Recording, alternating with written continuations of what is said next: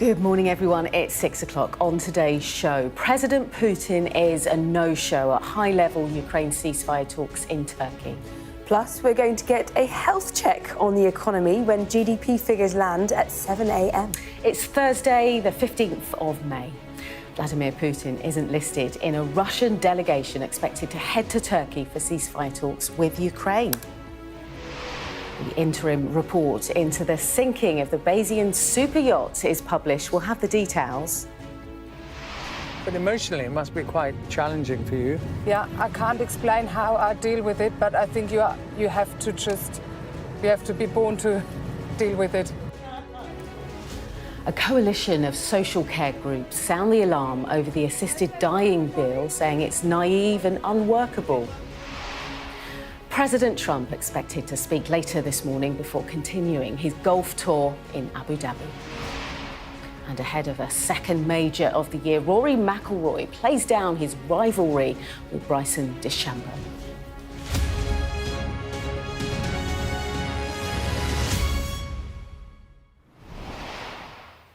Morning, everyone. Vladimir Putin will not travel to Turkey today. In recent days, Ukraine's Volodymyr Zelensky had repeatedly challenged his Russian counterpart to high-level talks on the war in Ukraine. But President Putin was not listed in a Russian delegation late last night. It also puts paid to the idea of US President Donald Trump heading to the ceasefire talks. Our Moscow correspondent Ivor Bennett has the latest.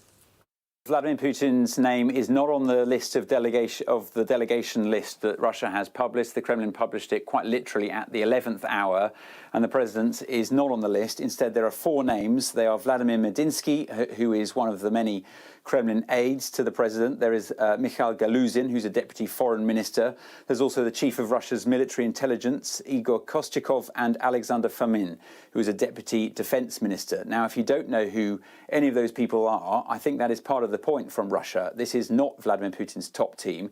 It is not his foreign minister, Sergei Lavrov, or any of the other heavyweights who we've seen in the past couple of months as these negotiations with the United States have been getting underway.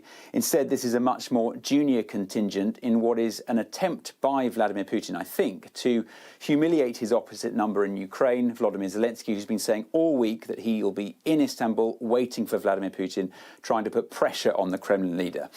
I can't say I'm that surprised that it appears Vladimir Putin is not going, because he is not someone who takes kindly to ultimatums and demands from others, least of all Volodymyr Zelensky.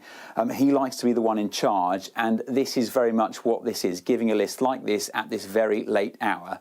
One thing that's worth noting from the names on this list, Medinsky and Fomin, they are two names who did actually take part in the previous talks with Ukraine 3 years ago in Istanbul, when the two sides reportedly reached a draft settlement before the talks broke down. And I think that is significant. I think that shows that Russia wants to pick up where it left off. But for Ukraine, that is a non-starter, because that draft settlement reportedly had Ukraine prepared to agree to permanent neutrality. That was then, though. This is now. And permanent neutrality for Ukraine right now is a red line they are not willing to cross. And so if that's the starting point for these negotiations, then I think hopes won't be high of any breakthrough. And just finally, I think the question tonight will be, is how is Donald Trump going to react to this? Earlier this week, and today he reiterated it, he said he would be prepared to go to Istanbul if Vladimir Putin would go as well. But now that Vladimir Putin has said he's not going, or it appears he's not going, Donald Trump has reportedly said he's not going to go either. It looks like he is the one who is not calling the shots, despite wanting to appear to be. It looks like Vladimir Putin is the one who's very much in charge. Yeah, that was Ivor Bennett with the latest there. Now, at 7 o'clock this morning, we'll have the latest GDP figures, giving the most accurate health check on the UK economy. So what can we expect? Well, Mari's here on set with us this morning to give us a sense of what we could expect. Mari, what do you think it will look like? So today we're going to get two things. We're going to get the March ONS GDP data, and then therefore also the Q1 first quarter of the year, kind of preliminary estimate of GDP growth in the UK. So it could change potentially when we get some more data later in the year. But economists that were polled by Reuters, the news agency, they are expecting 0.7% growth. And also they're expecting that growth has slowed and therefore it will only have grown by 0.1% in March. That's what the expectation is. So, obviously these are only expectations, so we'll have to wait and see exactly what they are, but they tend to be relatively in line with that, what we've seen so far. We're also actually going to get trade figures and also business investment figures, which is actually quite interesting because in a context of tariffs and, in tariff trade wars, and also the increases in taxes in the budget autumn last year, it could give us an indication in terms of some level of reaction or behaviour changes to those as well. So lots actually really interesting numbers coming out this morning. Rachel Reeves is going to be speaking at a kind of town hall event later on in a couple of hours' time, 2-3 hours' time. And then also she'll be doing a Q&A and then a sit-down with some journalists as well. So we'll be hearing from the Chancellor herself in just a few hours on this. And the difficulty really for Rachel Reeves is that if the figures, the expected figures are to, roughly be believed, of course it's positive news. It will be, positive growth, but it's still not even 1%. It's very, very small numbers that we're talking about, and therefore the narrative that is around stagnation, economic stagnation, and a lack of growth might prove it quite persistent, essentially.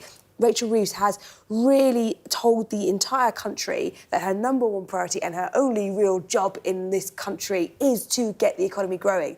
And therefore, she's going to start running out of time to deliver on that if people are seeing these really quite kind of weak numbers. But nonetheless, if it's positive, it's still better than nothing, but it's not the kind of numbers that she's going to be wanting to see. That wriggle room will be the test, won't it? Mari, thank you so much. Join us back at 6:45 for the paper review. I'm looking forward to that. Thank you so much. But what we're going to do now is take a look at some of the other headlines making news for you this Thursday. And NHS managers will be encouraged to transfer to poor-performing areas with temporary pay increases of up to £45,000, we're hearing. In addition, chief executives that fail to deliver improvements could have their pay docked. It's part of a carrot and stick attempt to slash waiting times and improve services for patients.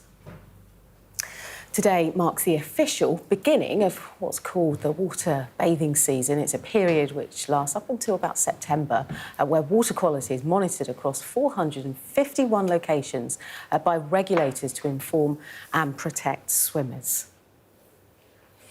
Football fans will be able to celebrate later into the night should England or Wales reach the semi-finals or final of the Women's Euros in July.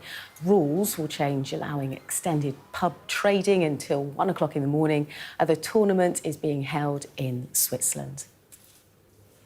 In the US, there's a clean-up operation in Western Maryland. They've been taking place around the clock, really, after flooding left streets lined with mud and debris. The heavy rain forced the evacuation of dozens of schools and businesses and the closure of major roadways. We'll keep a look on that for you, of course. Elsewhere, it turns out a copy of the Magna Carta owned by Harvard Law School is actually a rare original from the 14th century. Now, the discovery by researchers at King's College London and the University of East Anglia means the document is just one of 7 from King Edward XIII's issue of the Magna Carta that still survive. Incredible, that. Now, Boki the bear, he became famous, didn't he, last year for being the first of his species to undergo life-saving brain surgery last October. And now, after more than a year apart from his friends and family, he's rejoined them and can be seen here as the more sort of lightly coloured of the bears, straight back to playing and fighting with old playmates, Fluff and Scruff.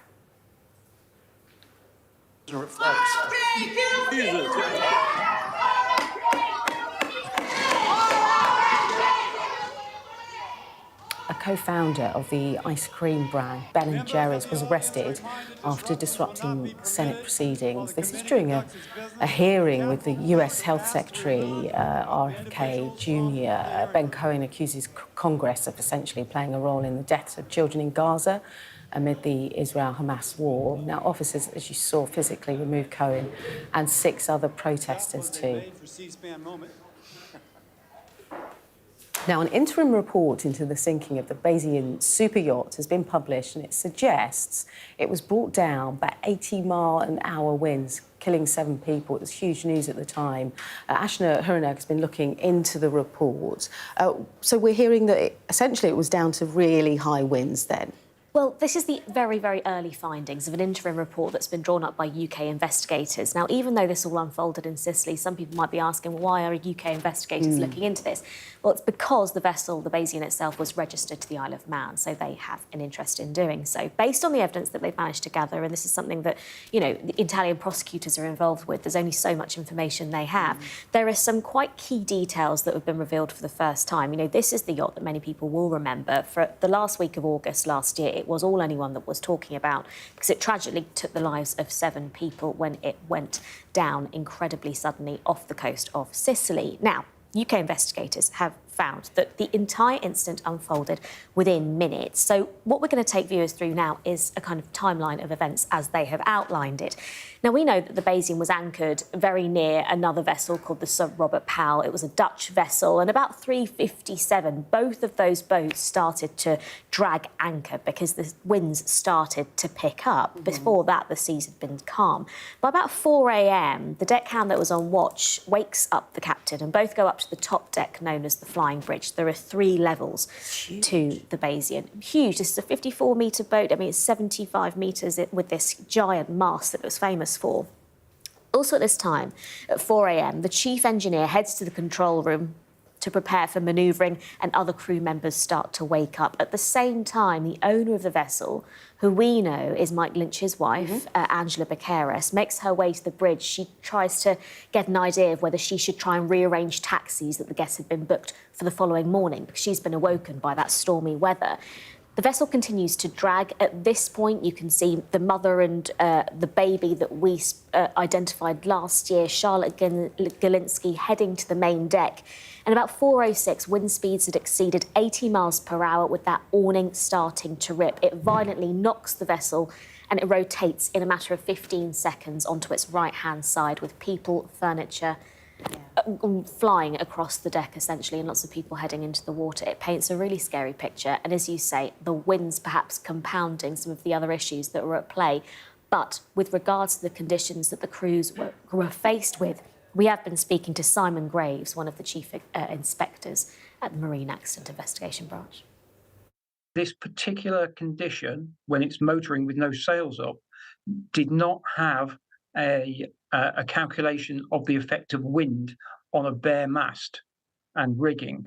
So in that event, the information that the crew and the owner had to assess their safety in this condition didn't account for the level of wind that they were faced with.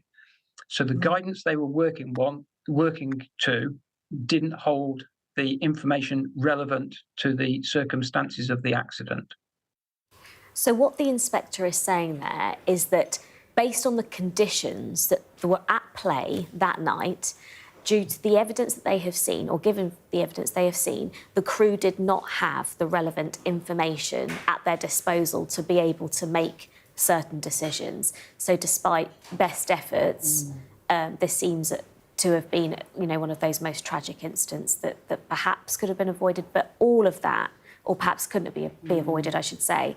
But all of that is being unpicked in these investigations that are currently going on with Italian prosecutors. There is a huge hoard of evidence that hasn't yet been passed on to investigators in the UK. The lifting of the vessel is currently still in Sicily. That was due to go ahead this week, but given that we've had the sad passing of one of the divers involved in that operation in the past couple of weeks, that's now been postponed. OK, Ashna, thanks so much for that. To Gaza now, where at least 53 people, including 22 children, are reported to have been killed in Israeli strikes. It follows the deaths of 18 people in Israeli missile strikes on 2 hospitals. Meanwhile, the UN's Emergency Relief Coordinator has described the lack of food in Gaza as a 21st century atrocity and is calling for action to prevent a genocide from taking place. And just a warning, This report from our Middle East correspondent, Alistair Bunkle, contains distressing images. 2 tiny shrouds lie next to the wrapped bodies of their parents in a Gaza morgue.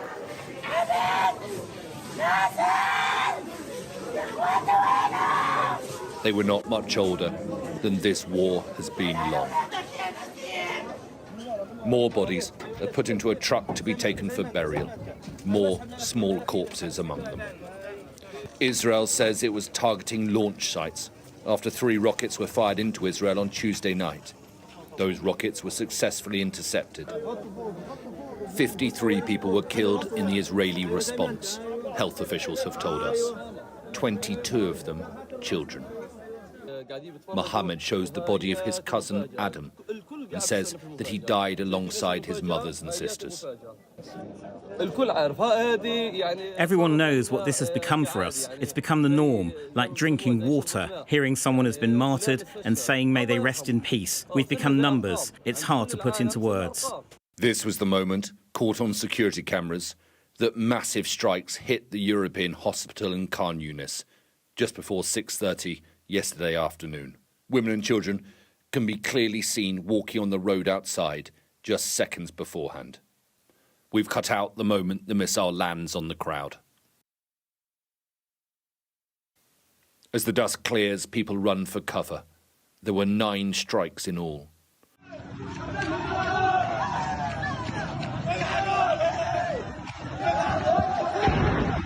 Israel says it was targeting Mohammed Sinwar, the Hamas leader in Gaza.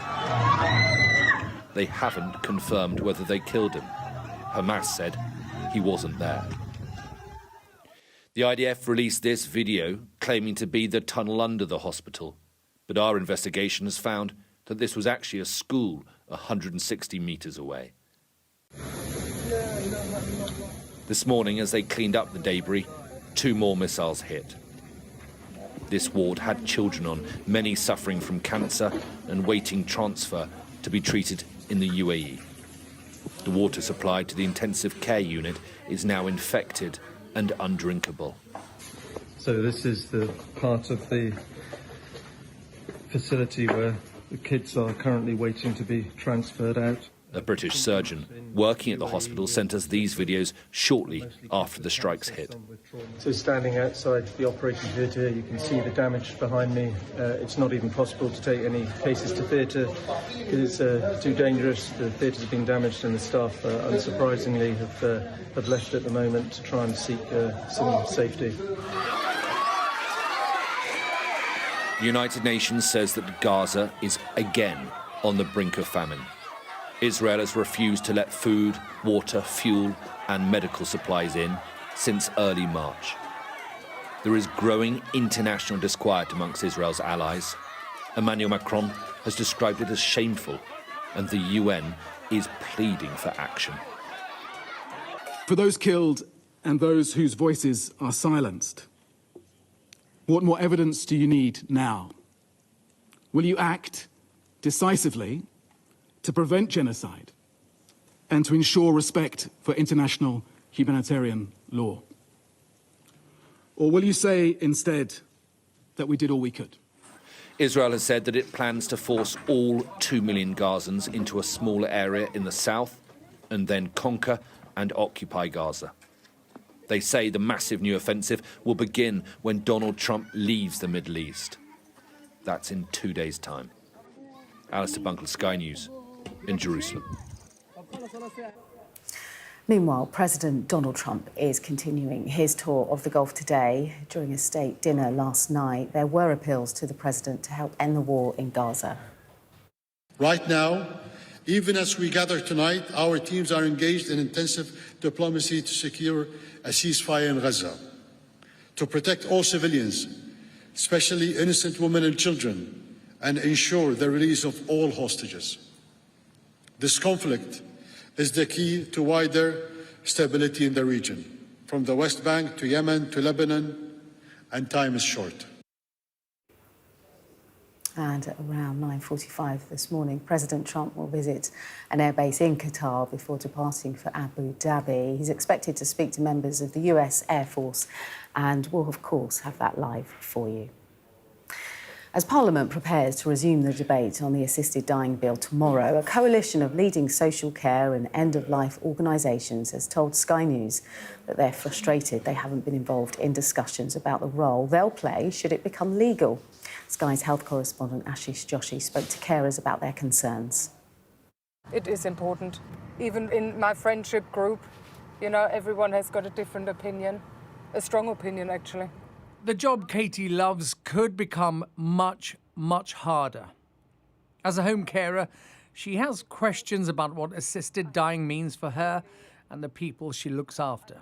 More training about the safeguarding. Is it, you know, what do we do? Where do we go? Who needs to be informed about the client's decision? Katie cares for elderly and vulnerable people in the community, often with complex needs and multiple health conditions. You are there to make their life and also end of life bearable and as good as possible. But emotionally, it must be quite challenging for you. Yeah, I can't explain how I deal with it, but I think you have to be born to deal with it. The assisted dying bill will allow adults who are terminally ill, mentally competent, and have 6 months or less to live to choose to end their life. Hello. Hello. But a coalition of the country's leading health and social care organisations say their warnings aren't being heard. My favourite one. Give me my hug. Brenda and John have been together for almost 70 years. They get daily care visits. John's arthritis makes everyday tasks almost impossible. It's becoming more and more difficult with different parts of my body. My wife and I are together, and that's what we want. We would never want to be separated, despite the bickering.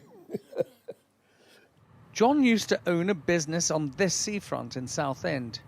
Coastal communities already face some of the worst health outcomes and care provisions in the country.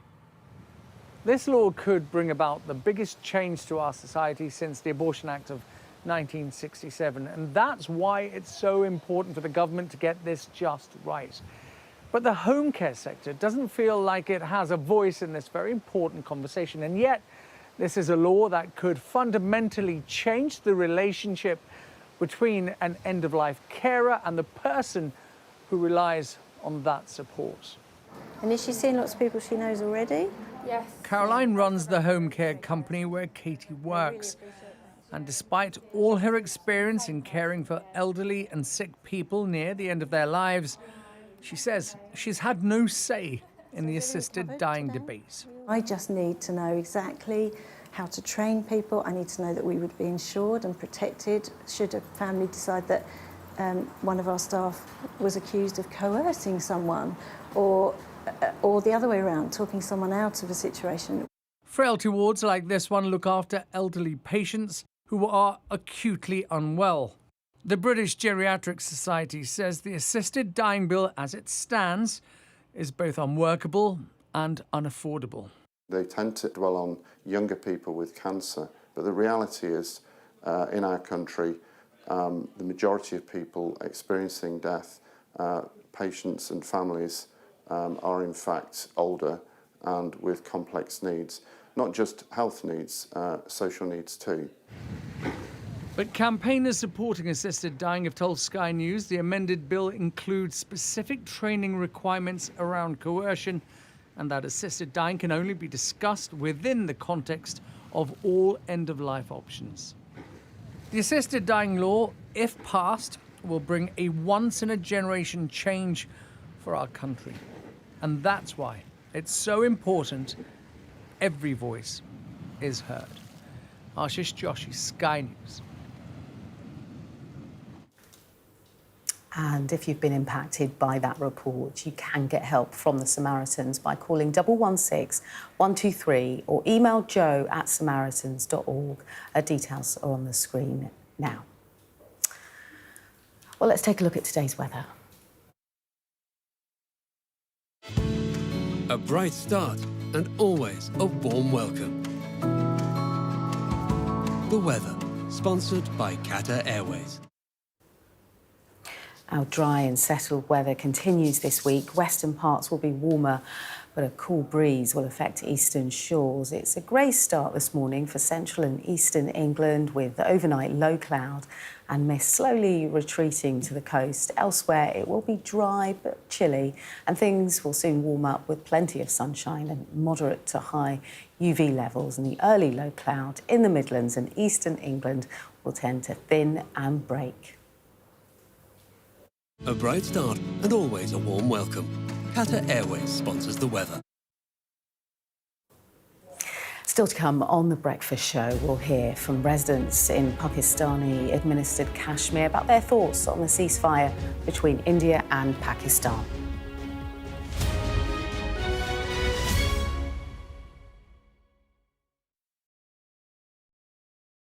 Over there, to your left. There have been airstrikes every day. Hezbollah are very sensitive about us showing any pictures, and we're being hurried away right now. It felt akin to riding into some sort of Armageddon. Many other areas have been hit badly. There are shells coming in every few minutes. Hear that whistle and that crunch? We know that they're coming from the south of the city, where there's a column of Russian armoury. I'm Alex Crawford, and I'm Sky's special correspondent based in Istanbul. It's trying to hit us. That's it. It got us then. There's a lot of action going on, a lot of hits coming in still. We were the first journalists and the only outsiders to reach the site of the attack several weeks after it happened. We found from the missile. It's very difficult to see what around here could be conceived of as a legitimate military target. Only about half a mile from the Turkish coast, a boat seriously overcrowded. This is one of the most severe viruses in the world. Clearly not had very much to eat at all. A lot of them extremely thin and very frail. Look at that sheet of flames, and that has happened within minutes, and now it's coming from both sides, and it's moving this way. The world's largest falls now down to a trickle in places. I can't imagine how much plastic is lying at the bottom of this huge lake. Whoa! Getting up close and personal with a rhino. This is what makes the job so fantastic. The Premier League run-in is live on USA and streaming on Peacock. Only 2 matches remain. The climax of the Premier League season. Friday, exclusively on Peacock. Top 5 hopeful Chelsea host Man United. Sunday on USA.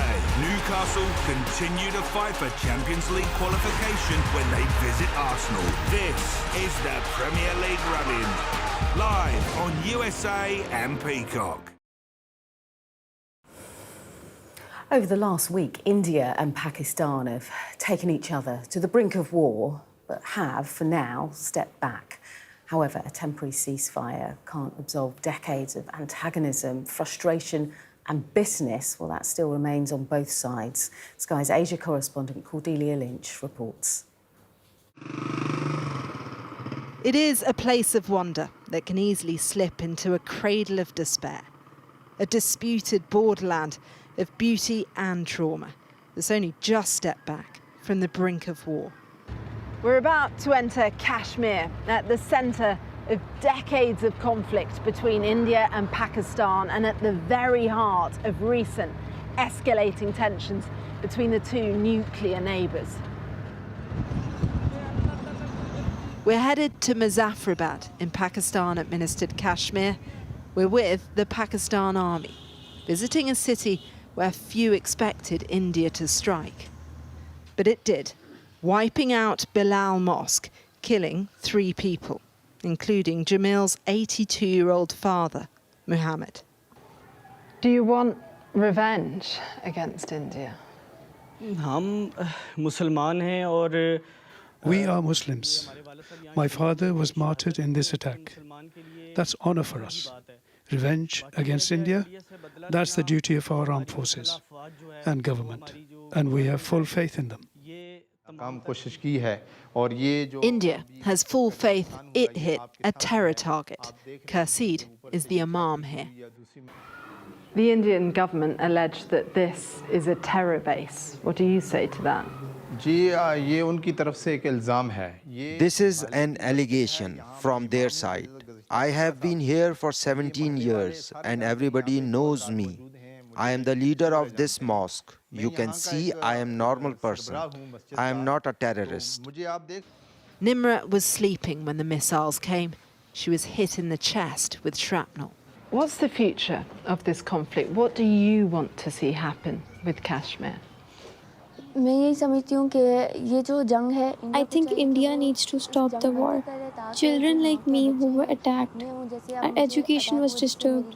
I want to say to India, whatever your issues, we need to sit down and resolve it. Pakistan wants peace and I want Pakistan to talk on the Kashmir issue. Next door, the local school was also damaged.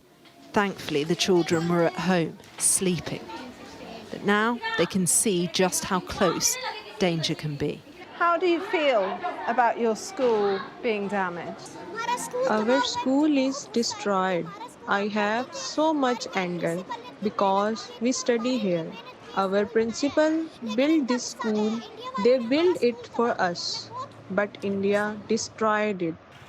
You can really feel the huge gulf here. Pakistanis are angry, but they're hopeful too.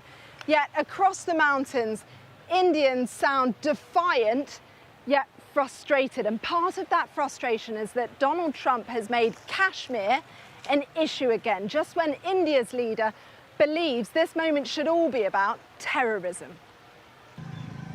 Both sides want to frame the narrative, but there's strongmen, religious nationalism, and modern warfare in the mix.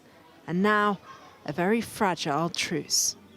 Cordelia Lynch, Sky News, Muzaffarabad, in Pakistan-administered Kashmir. Still to come on The Breakfast Show. After 18 people were killed in a strike on a hospital in Gaza, we'll be speaking with a surgeon who's worked there.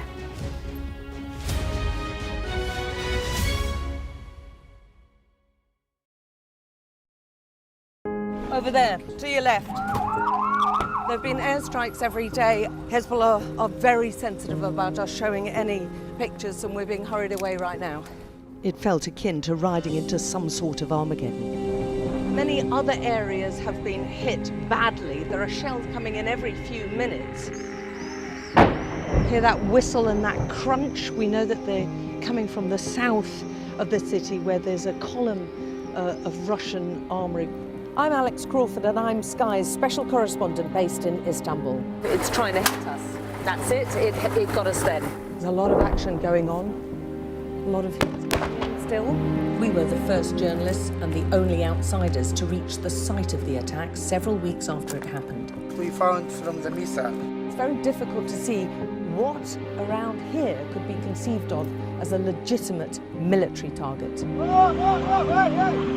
Only about half a mile from the Turkish coast, a boat seriously overcrowded. This is one of the most severe viruses in the world. Clearly not had very much to eat at all, a lot of them extremely thin and very frail. Look at that sheet of flames, and that has happened within minutes, and now it's coming from both sides, and it's moving this way. The world's largest falls now down to a trickle in places. I can't imagine how much plastic is lying at the bottom of this huge lake. Whoa!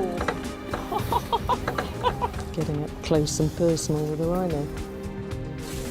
This is what makes the job so fantastic.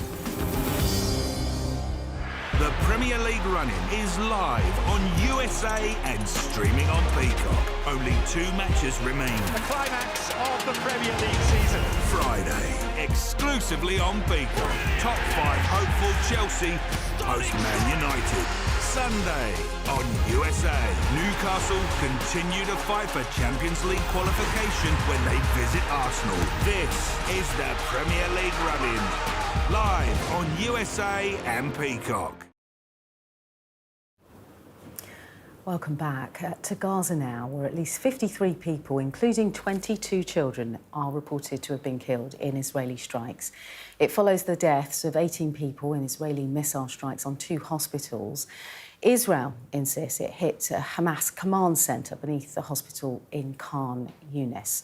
Well, let's bring in Dr. Feroz Sidwa, a trauma surgeon who has worked in Gaza, including at the Gaza European Hospital, which was hit in yesterday's strikes. Great to have you with us today, Dr. Sidwa. I know that you left Gaza on the 1st of April, but what are your friends telling you about what happened in yesterday's strikes? Morning.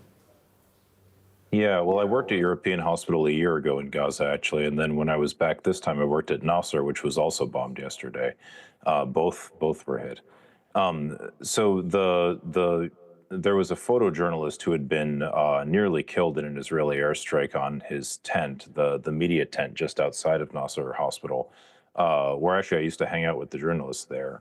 He was killed. He was the target of the attack, and then another patient was killed in the strike on Nasser. Just so people understand, even if he was in Hamas, you don't just get to kill him in a hospital, but it doesn't even seem like he was in Hamas. His only crime seems to have been documenting the October 7th Hamas attacks on Israel. But yeah, so they bombed this hospital in Nasser for the second time in less than 2 months to kill someone that they don't like. The first time that they did it, they killed one of my patients, Ibrahim Barhoum, a 16-year-old boy. And this time they killed this photojournalist and another patient who, unfortunately, I don't know anything about. At European Hospital, there were multiple airstrikes, somewhere between 9 and 12. It's not really clear. And then there were 2 more the next day on the workers who were cleaning up the rubble, actually. The claim, like you said, was that the Israelis were attacking an underground Hamas command center. And the Israelis actually released a video, which I think you might have been playing just a moment ago. They released a video purportedly showing this. Well, Sky News itself actually did an investigation about this. It's on your website, showing that not only does the video not even show European Hospital, but that the reported, what the Israelis claim was terror infrastructure underneath the hospital, which again, they weren't even looking at the hospital in that video, were just water drainage ditches. So, these kinds of claims are nonsensical. They always are. And these attacks on hospitals are just attacks on hospitals. That's really all they are. And they're killing patients. They're killing healthcare workers. It's got to stop. It really has to stop. And Dr. Sidwa, I know that you were at the Nasser Hospital on the 23rd of March when there was a strike then. Take me back to that day. What did you see? What did you hear? What was it like? Yeah, so, that day was 5 days after the resumption of the really widespread bombardment of the Gaza Strip. And the last operation that I had done the day the bombardment restarted was a 16-year-old boy named Ibrahim, whom I just mentioned, Ibrahim Barhoum. Nice kid, 16 years old, doing well in school, had a loving family. And on the 23rd, he was ready to go home. Well, right after, it was Ramadan during that time, and Muslims have, they eat an evening meal called iftar. So after they had iftar, I went down and I was going to change Ibrahim's dressings. And his room was on the 2nd floor of the hospital, and our living quarters were on the 4th floor. So I walked out of the 4th floor past the ICU, and I was pulled into the ICU to look at another patient whom I'd never met before. I spent about 10 minutes working that patient up, and then I said, look, this guy needs to go to the operating room. I'm going to go down and change Ibrahim's dressings. You guys get this kid into the OR, because the patient in the ICU was bleeding badly. And by the time I've changed Ibrahim's dressings, I'm going to come back up and we'll take care of this guy in the ICU. As I walked out of the ICU, Ibrahim's room exploded. So if it had happened literally 2 minutes later, I would have been standing right next to him when he was killed. And I'm sure I would have been killed too. And the reason that they decided to blow up this hospital room was to kill a wounded person in Hamas named Ismail Barhoum, I believe. And because they're from the same extended family, they were kind of distant cousins from what I understand. The nurses had put them into the same room just to make family visits easier. And so, so Ibrahim had to suffer for that. Now, I've never had a patient blown up and then blown up again in his hospital bed. That's pretty unusual. But I have to be honest, it was pretty scary to be in a hospital that was being bombarded. The Palestinians did everything they could to keep us safe. They kind of shoved us over to what they thought was the safest area of the hospital to try and keep us safe. But I mean, you can't. How are you going to keep people safe if the hospital itself is being bombed? I walked through the. I should think the footage that I shot was shown on Sky News back then. I walked through the destroyed men's surgical ward. It just looks like what happens when you blow up a surgical ward. There's mangled beds everywhere. There's some blood splattered on the wall. The whole, all the lighting and everything is destroyed. There's a giant hole in the hole of the hospital where the missile came through, and there's 2 dead bodies. Yeah. Goodness me. Look, Hamas say that, Israel and the military there say that actually they're going to continue until they destroy Hamas. What do you think that means for the patients at these hospitals? I have to be honest, I think it means Gaza is just going to be destroyed, and I think that includes the patients in the hospitals. If destroying Hamas requires dropping 12 bombs on one small hospital, European hospital is a 200-bed facility. It's not big. If it requires dropping 12 bombs on them and then releasing a video that doesn't even show the building that you're purporting to bomb, I think that shows pretty clearly you're just bombing the hospital to bomb the hospital. It's got nothing to do with fighting Hamas. So if the Hamas thing is just an excuse to destroy all of Gaza, then I think it means they're going to continue destroying all of Gaza like they have, with the full support of my government, I should point out. That's the most important reason for me to be involved in this. And so I think it means the patients are going to continue suffering, and it's just to keep in mind, half of Gaza is children, and they're the ones that are suffering the most, just like the ones in India and Kashmir that you just showed. India, Pakistan, Okay. Kashmir. Dr. Sinwar, thank you so much for your time. We really do appreciate it. Thank you. Okay, these are latest pictures of Marco Rubio. He's meeting the German foreign minister there. This is all ahead of talks to potentially arrange a ceasefire in the war in Ukraine. The White House not confirming whether Donald Trump will be part of these. He had hinted, hadn't he, early in the week that he would sit down with Volodymyr Zelensky and Vladimir Putin for these talks to go ahead. But at the moment, it's Marco Rubio who's there.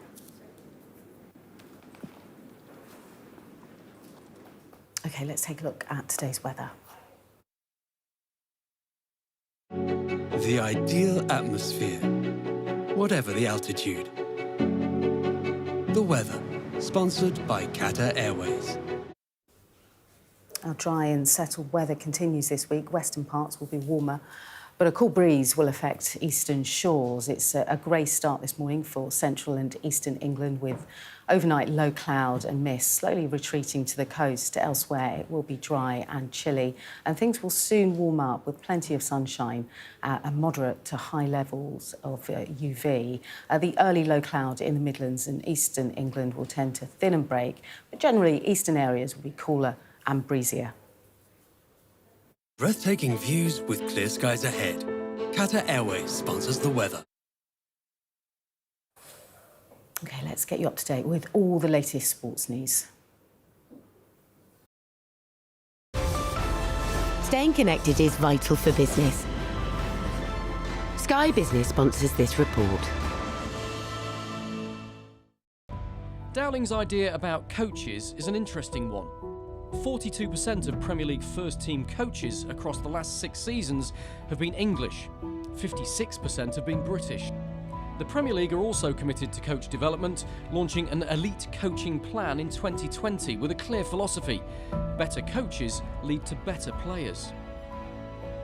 Through that, they've supported 480 coaches and coach developers over the last 5 years. Alongside that, there's the Professional Coaching Partnership, bringing together the Premier League, FA, EFL, League Managers Association and others to offer further support for coaches. The League Managers Association, which represents managers in our top 4 divisions, told us they run a significant number of qualifications and personal development services for English coaches, all of which are oversubscribed, they say. But they admit that the football industry in this country is competitive, volatile and short-term. They say increased foreign ownership of English clubs and the purchasing power of English football mean clubs can scour the globe, and that has narrowed opportunities for home-developed coaches. The LMA say that whilst all the football authorities are committed to improving the situation, it's the clubs who need to do more. They need to recognise the rich seam of talent they have on their doorstep and provide environments that allow domestic coaching to develop and flourish. Sky Business sponsors this report. OK, we're heading for a short break, but when we return, we'll be discussing the stories making today's news in the papers with Maury.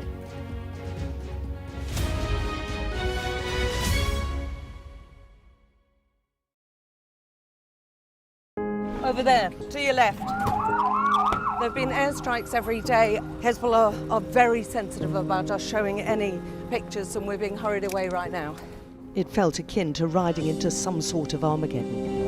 Many other areas have been hit badly. There are shells coming in every few minutes. Hear that whistle and that crunch? We know that they're coming from the south of the city where there's a column of Russian armoury. I'm Alex Crawford and I'm Sky's special correspondent based in Istanbul. It's trying to hit us. That's it. It got us then. There's a lot of action going on. A lot of still. We were the first journalists and the only outsiders to reach the site of the attack several weeks after it happened. We found from the missile. It's very difficult to see what around here could be conceived of as a legitimate military target. Only about half a mile from the Turkish coast, boat seriously overcrowded. This is one of the most severe viruses in the world. Clearly not had very much to eat at all. A lot of them extremely thin and very frail. Look at that sheet of flames, and that has happened within minutes, and now it's coming from both sides, and it's moving this way. The world's largest falls now down to a trickle in places. I can't imagine how much plastic is lying at the bottom of this huge lake. Whoa! Getting up close and personal with a rhino. This is what makes the job so fantastic.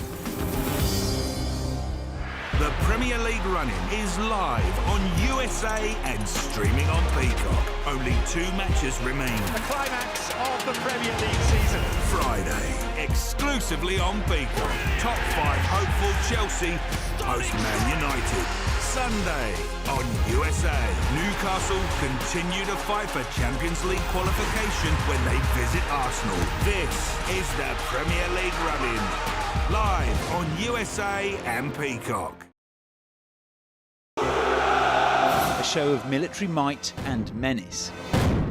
Why should the West trust you? Frankly, I don't care whether the West trusts us or not. Sky News. Get the full story first. Have a quick word for Sky News. Is the West right? Are you fueling Russia's war machine? American journalist Evan Gershkovich is on trial here, but was first on display. I'm Ivor Bennett, Sky's Moscow correspondent.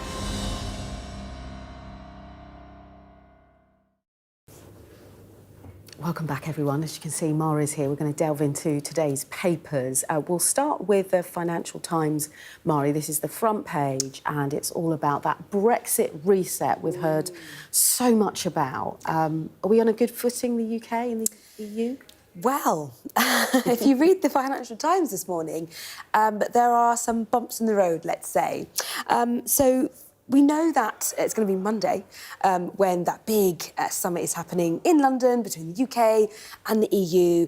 And that is what Pat McFadden was saying yesterday is a kind of deadline for the government and for foreign governments as well to really just get on with it, make something happen, get at least the beginnings of a deal in place and, as you say, reset our relationship with the European Union. However, always easier said than done.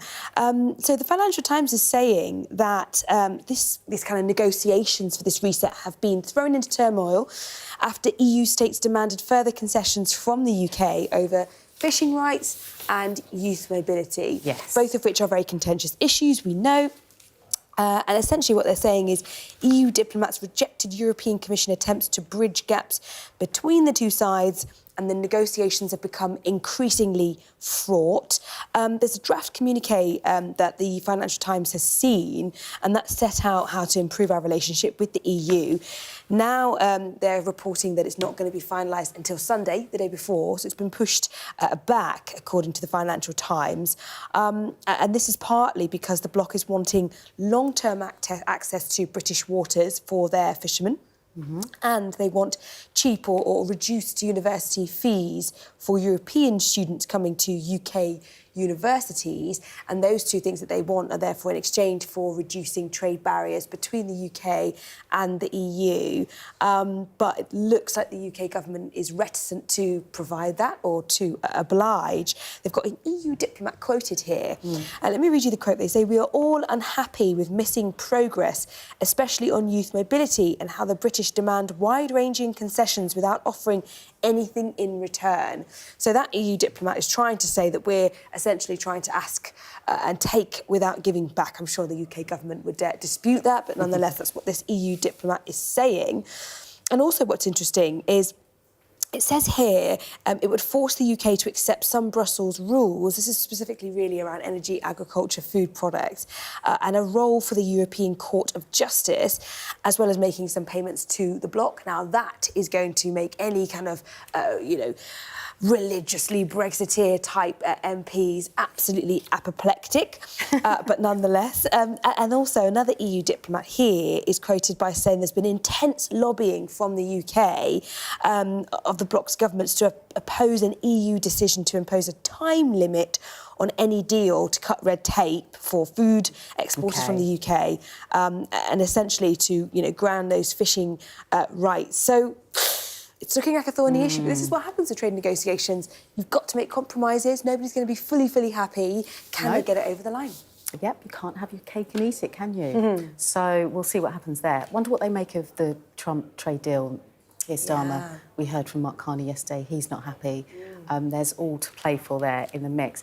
We're going to move on to the Times now, Mari. Fatal superbugs brought back to the UK by cosmetic surgery. So lots of adverts appear on social media for reduced, perhaps boob jobs, tummy tucks, Brazilian butt lifts. They're all over social media. But what some NHS hospitals are actually saying is people are going abroad having these procedures, and they've noticed that there's been a 30% increase in infections caused by these procedures that potentially are resistant to antibiotics, and that's putting a huge strain on, of course, NHS wards across the country.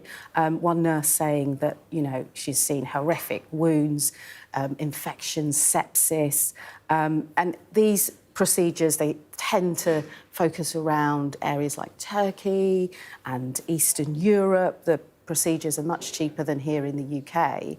And there's a big argument now about how social media companies, again, should be monitored with what's being advertised. There was a case last year, an inquest, wasn't there, into Hayley Duell. She was a 37-year-old who died after travelling, I think it was to Istanbul, to have a procedure, a tummy tuck, and she later died. And the inquest found that it was because of this very cheap procedure that she had. But more and more people are doing it. There needs to be tighter controls on what people are allowed to do outside of the country. But this is a direct effect from going abroad, having these procedures and coming back, and the NHS then being left to pick up the pieces, which is an extra strain. And it's an extra cost at a time when the NHS is already strained. It's so sad that, people are dying and becoming really unwell from these procedures. People need to remember that these are still major procedures and surgeries. People need to be fully qualified. People need to double, triple check everything. And call me old-fashioned, but I think, everyone Love your life. Love your body. Love your yourself. curves. Let's move on to the Times. Oh, we're going to stay in the Times, actually. Rachel Reeves. Yes. Will she have to raise taxes, do you think, in the autumn? Well, this is really interesting. So we've been talking about this for how long, right? We always say the only option for Rachel Reeves is increasing taxes or cutting spending, and we expect there to be a bit of both in the autumn. Again, that's what she did in the budget last year, and that's what we're expecting her to do again. Nick Williams has written a comment piece in the Times. Now, it's interesting because he is a former senior Downing Street economic advisor. He left Number 10 a month ago, and he's been saying she's going to have to put taxes up. So he's talking about, the bruising from the local elections, and he's talking about this discontent at Treasury orthodoxy, which is a call for more investment. And then he says, no fiscal rules are perfect. All draw seemingly arbitrary lines. They frustrate because they are constraint. He says purpose is vital. But then he says the bottom line is taxes will have to go up. There will always have to be done. And it's a fair and respect to our manifesto promises. Really, really interesting from him. Haven't got time to go into the detail properly, but that's what he's saying. I love that. This story I picked for you, it's in The Sun. Fancy another McFitty, because I know you're a big fan of dark chocolate. I love dark chocolate, yes. Researchers say there could be biscuits one day that aid weight loss. We're talking about jabs, weight loss jabs, but this could be a chocolate. And scientists are saying they're inventing the snack to help people feel fuller. And it's because of the cocoa and the dark chocolate used. Ah, there you go. That's for you this morning. That's all from us. Join us after the break for more.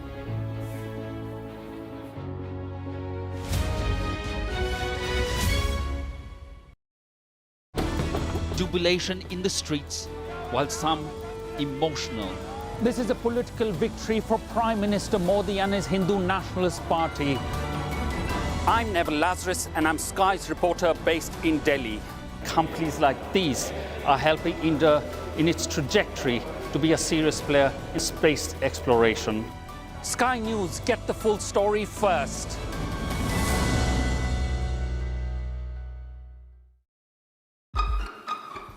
We've got your Sunday mornings covered. From the front page and the sounds of the streets to the voices of the people who make the major calls and big picture politics beyond Westminster. We'll put you at the heart of our story. I'm ready. Are you? Join me, Trevor Phillips, Sunday mornings on Sky News.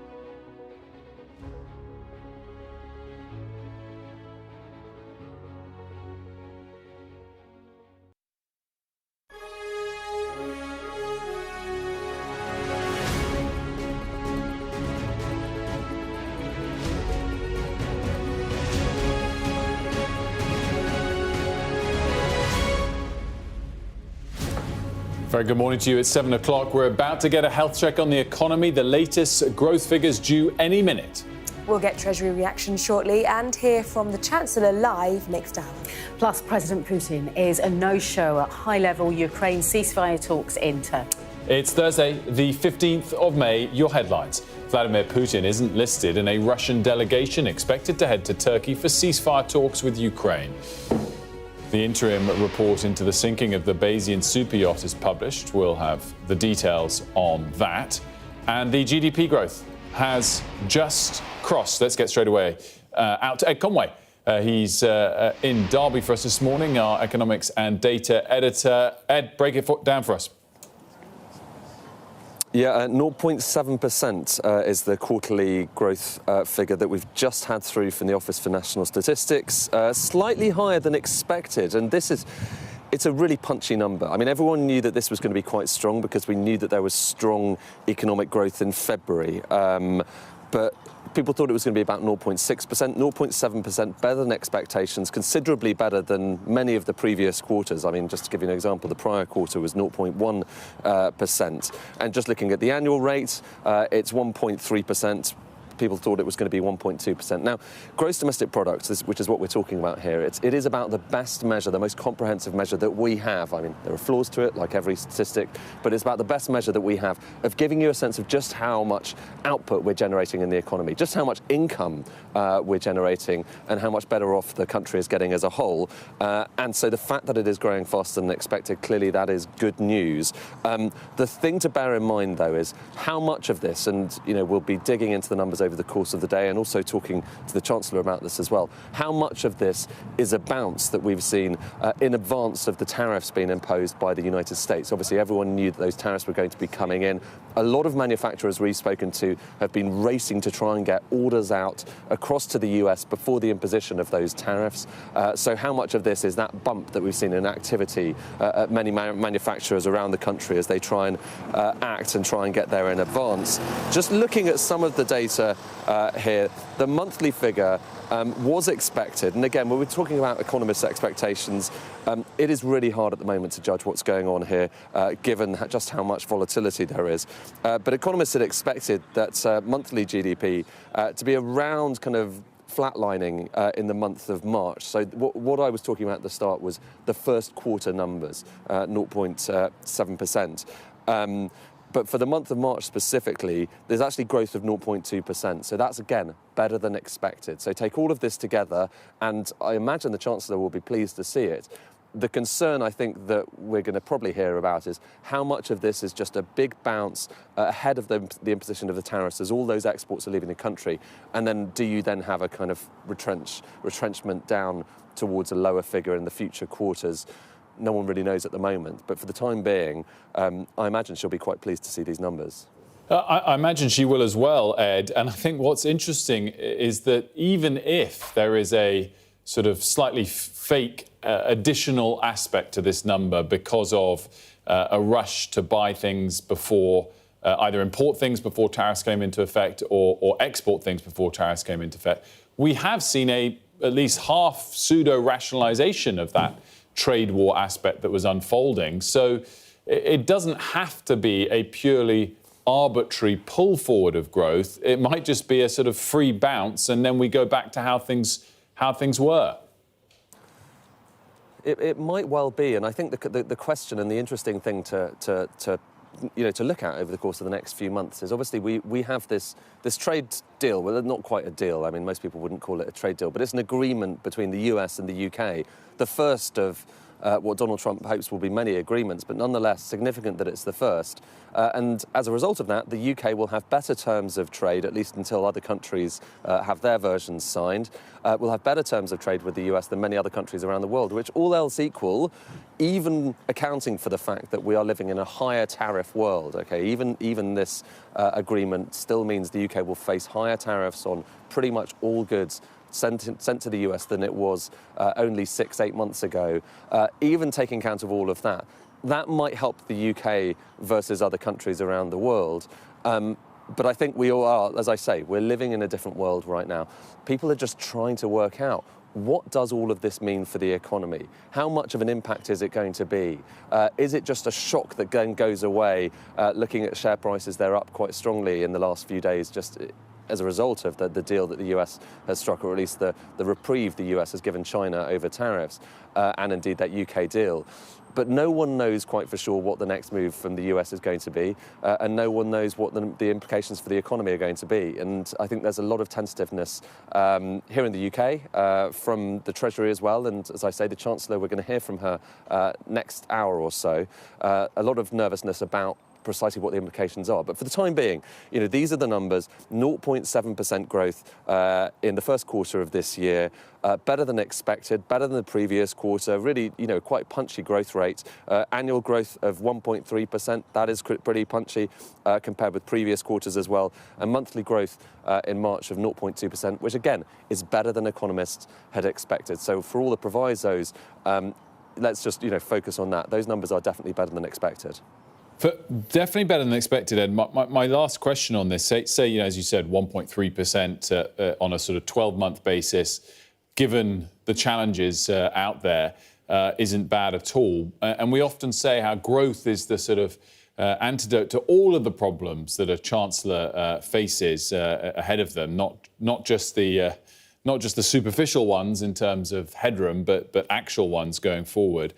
Is that enough to solve all her problems, or does there have to be another big leg up? Because, you know, I'm fascinated, you mentioned there that stock prices have bounced in the last couple of weeks, and they certainly have. So have bond yields. They've risen quite a lot. The UK 10 years at 4.7% this morning, the 30 years at just shy of 5.5%. Bond yields, borrowing costs in the UK are back to their, or just shy of that 20-year high that they hit a month or so ago, and that is a headache for her.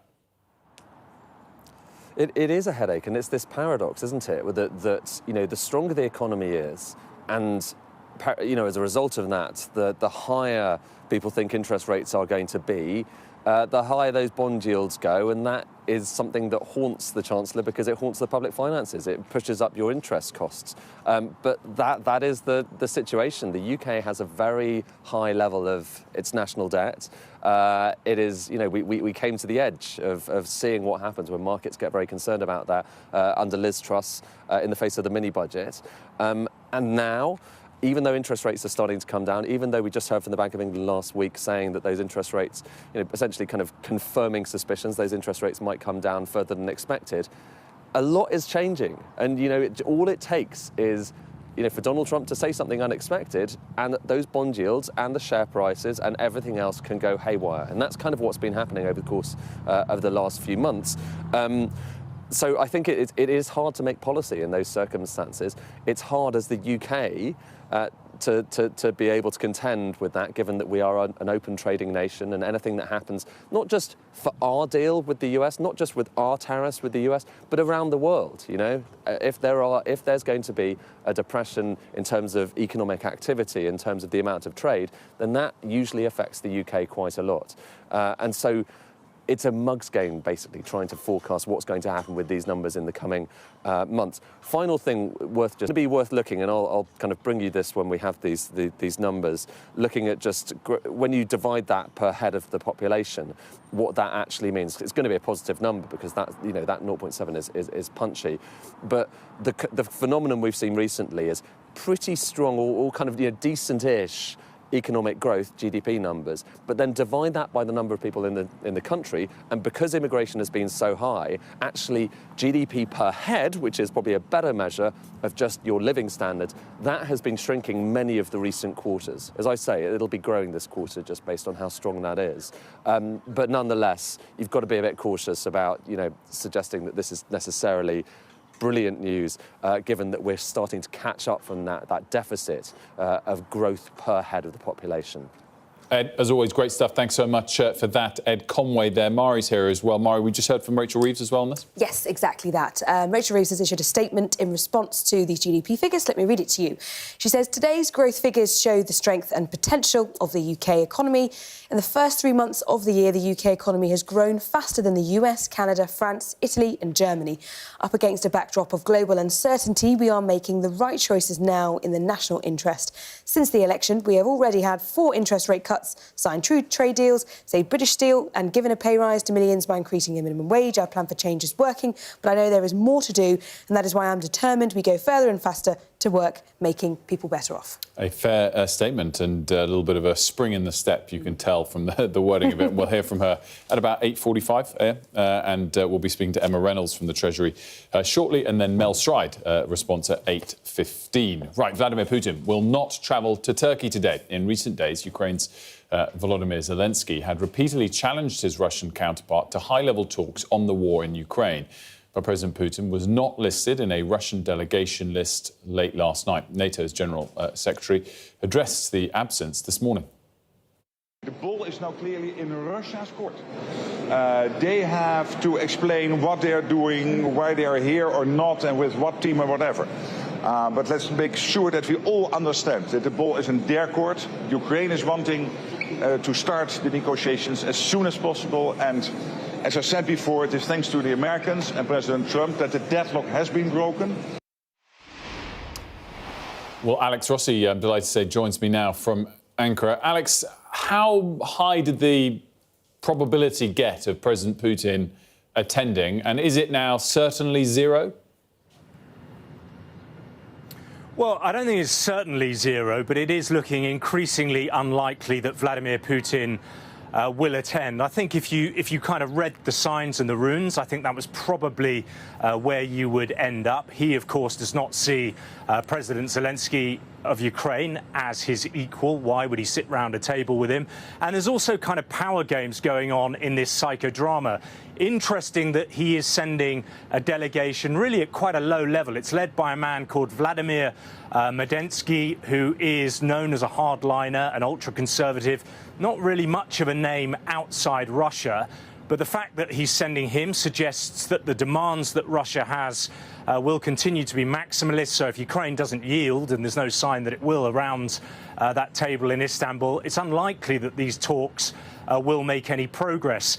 Now, from Zelensky's point of view, by pushing the ball back to Vladimir Putin and saying, actually, you turn up, what he's saying is that Ukraine are the peacemakers. He's trying to expose Vladimir Putin, really, for what he says he is, a warmonger who started a war of aggression, and trying to expose his rhetoric as being rather hollow. Now, there has, of course, been speculation that Putin may turn up in perhaps tomorrow, but again, I think that appears to be extremely unlikely at this point. But Zelensky is, I think, playing quite a clever strategic game by sitting around the table here in Ankara with Erdogan. He's kind of daring Putin to take the seat opposite. The fact that Putin isn't there exposes him, I think, to more pressure, certainly from the Americans and the international community. But I think from Putin's point of view, he is setting his own tempo when it comes to the diplomacy. And remember, of course, that the Russians believe that not only they have the stronger hand diplomatically, but when it comes to the battlefield, despite their great losses of men and material, on the battlefield, Vladimir Putin believes that Russia is winning and certainly holds the upper hand. Alex, as always, fascinating stuff. Thanks so much. We'll be back out throughout the day with the team across the Middle East and across Turkey. For now, let's get you up to speed on all the day's other stories. Leah's got that for us. Thanks, Wilfred. NHS managers will be encouraged to transfer to poor-performing areas with temporary pay increases of up to £45,000. In addition, chief executives that fail to deliver improvements could have their pay docked. It's all part of a carrot-and-stick attempt to slash waiting times and improve services for patients. A co-founder of the ice cream brand Ben & Jerry's was arrested after disrupting Senate proceedings during a hearing with the US Health Secretary Robert F. Kennedy.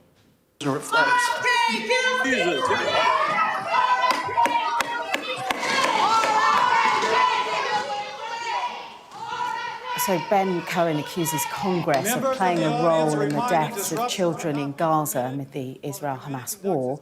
Officers physically, as you saw, removed Cohen and 6 other protesters. Now, it turns out a copy of the Magna Carta owned by Harvard Law School is actually a rare original from the 14th century. Now, the discovery by researchers at King's College London and the University of East Anglia means the document is just one of 7 from King Edward's 1300 issue of the Magna Carta that still survived.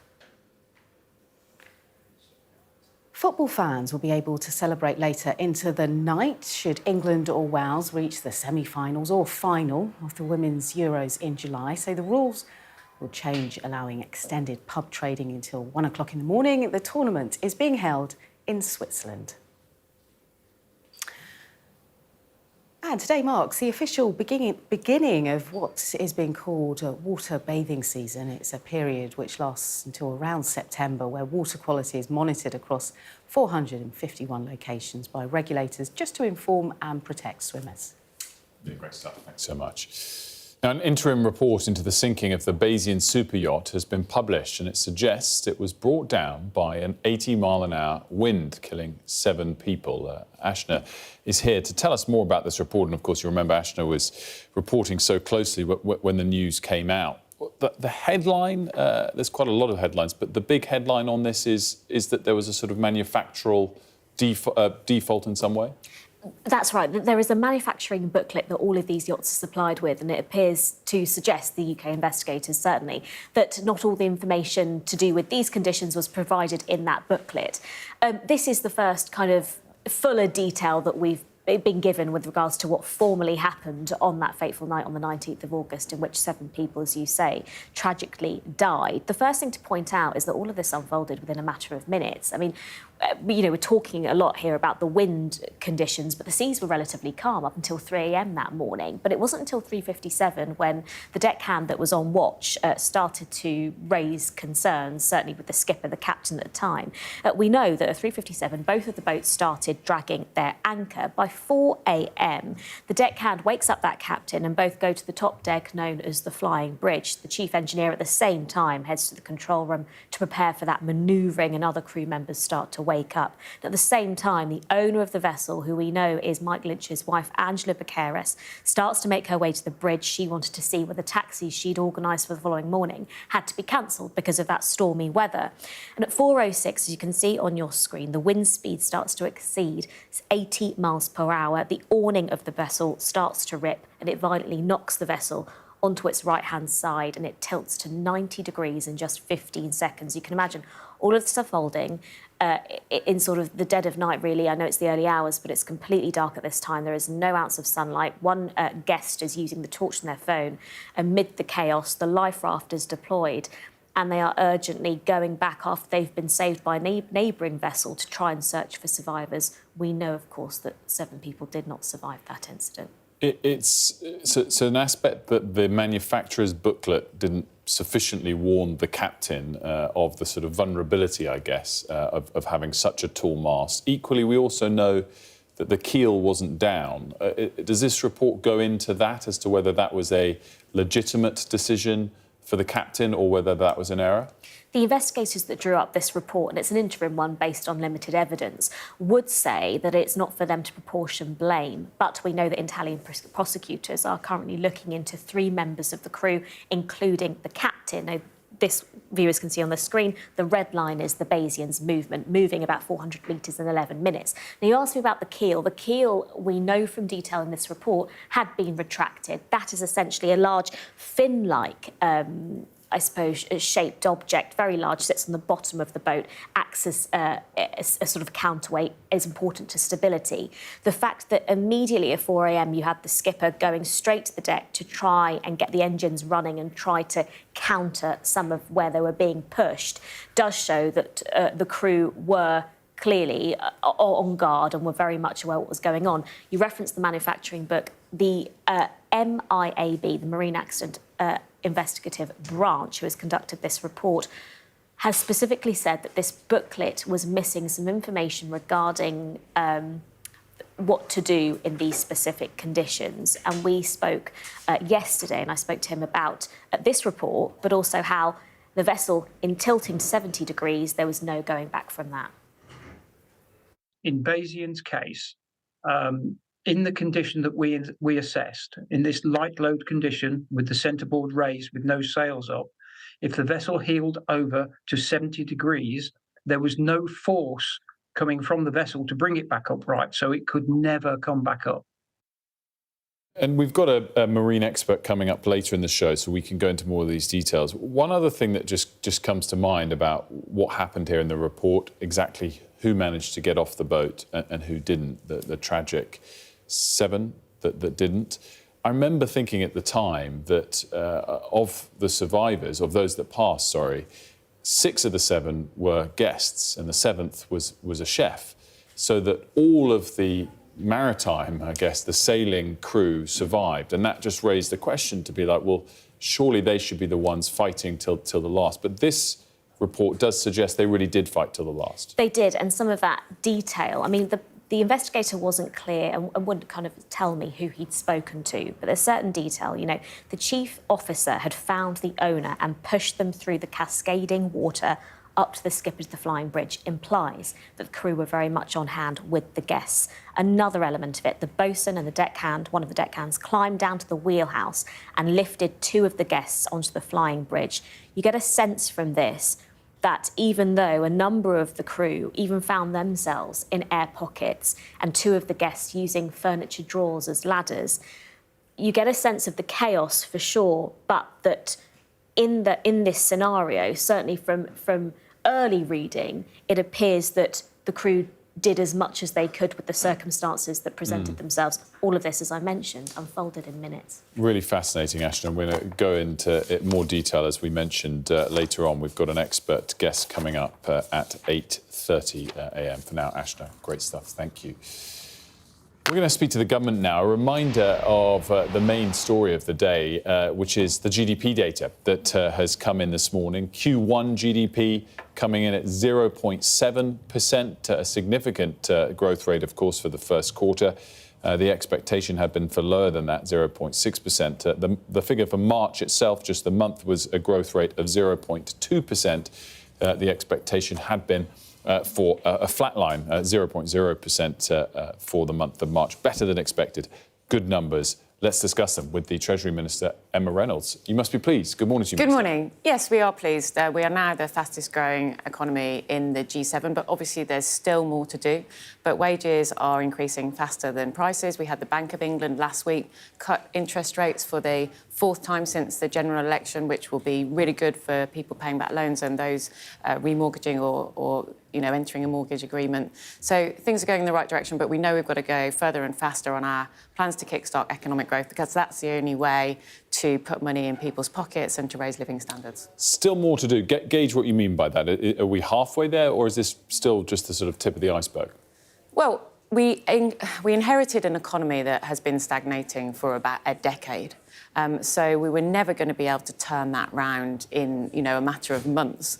But what we're doing is we're putting in place the steps, for example, working with the regulators to ensure that we reduce the burden of regulation on business. The planning proposals that the OBR have predicted will add over £7 billion to the economy over the next 5 years, which is the biggest non-fiscal lever that the OBR have ever scored. So there are things that we are doing to ensure that we're kick-starting that economic growth. Obviously, we want to see even higher levels of economic growth, but this isn't about lines on a graph. This is about ensuring that people are better off across the country. Which stems from the lines on the graph. Indeed it does, but I just want to make that point that it. It's about how people feel as well. No, I totally get it, and things don't change overnight. I just want to sort of come back to where we are in this journey, because, of course, 1 month and 1 quarter might also be temporary, so, no one will get ahead of ourselves, I'm sure. But the annual rate, you said the economy had been stagnating for a decade, which is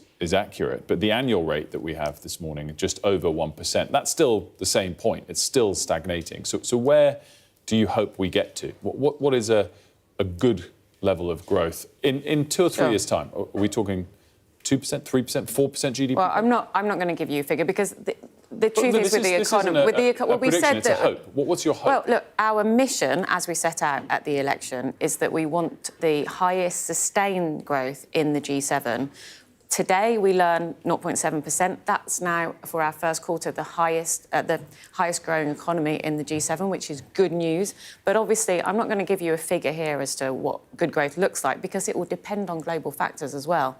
There are all sorts of things that could happen between now and the next election in the next few years. So.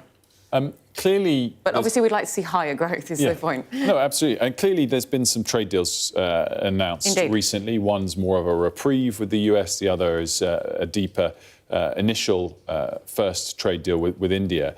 In terms of what makes the biggest difference to our GDP growth, is the most important the renegotiation with the EU next week? Well, these are all important, and it's important to bring tariffs down for businesses. As you said, the UK-India trade deal is very significant, as well as the US trade deal that we have secured with the US, the first country to secure such a deal with the US under this administration. So really, really significant. But so are the other things we're doing. And actually, you know, in order to get growth going and a really healthy rate of growth, we're going to have to operate against across all different factors. The EU is our most significant trading partner, and they are our neighbours too. So the reset with the EU is important economically, but it's also important for our security and defence, especially given that we've still got war ongoing on our continent. In terms of the balance, though, of what's most important, is sacrificing, for example, some fishing rights worth it to get a much bigger boost to GDP from more rationalised goods trading rules? Well, there are lots of small businesses in my constituency in Wickham who complain about how difficult and how expensive it is to either import parts into the UK from Europe or export goods to sell into the EU. So we want to bring down those frictions at the border for those small businesses and others, but it's particularly the small businesses are being particularly hard hit, and some of them are giving up doing that sort of exporting altogether. So we've got to ensure that we have a better and closer relationship with the EU, but that does mean operating across all different areas, as I've said. I think the security and defence relationship is really important, and the mood music has changed significantly. I was in Brussels in mid-March, and the mood music between now and a year ago is much, much better. So we've got a good foundation there. I guess what I'm getting at is the sort of trade-offs and the clashes that might be happening, the political discussions in Cabinet. And I come back to something the Prime Minister said earlier in the week. You know, he said that the idea that immigration boosts economic growth is no longer accepted in this government. Is that your view and the Treasury's view? Well, we've seen high levels of immigration under the last government, net immigration of nearly 1 million people, and we've seen stagnating growth. So there isn't an easy relationship between those two things. But we need a system that recognises that people want control. They want the government to have control of the borders, control of the numbers coming in, which is why, obviously, in the immigration white paper that we announced on Monday, we're setting forward a plan to bring down the numbers. In terms of economic growth, there are so many things that we're doing, whether it's trade deals or whether it's planning reform or whether it's some of the things that I'm doing in financial services and with the regulators that are going to kickstart economic growth across the country. Emma Reynolds, it's great to see you this morning. Thanks so much for joining us. Very much appreciated. Let's cross now live to Turkey. US Secretary of State Marco Rubio and the UN's General Secretary Mark Rutte. The new American administration breaking the deadlock under the leadership of President Trump, but also now when it comes to the Middle East and, of course, all the other issues in the world, we collectively have to make sure stay stable, and we need American leadership, and you're providing that.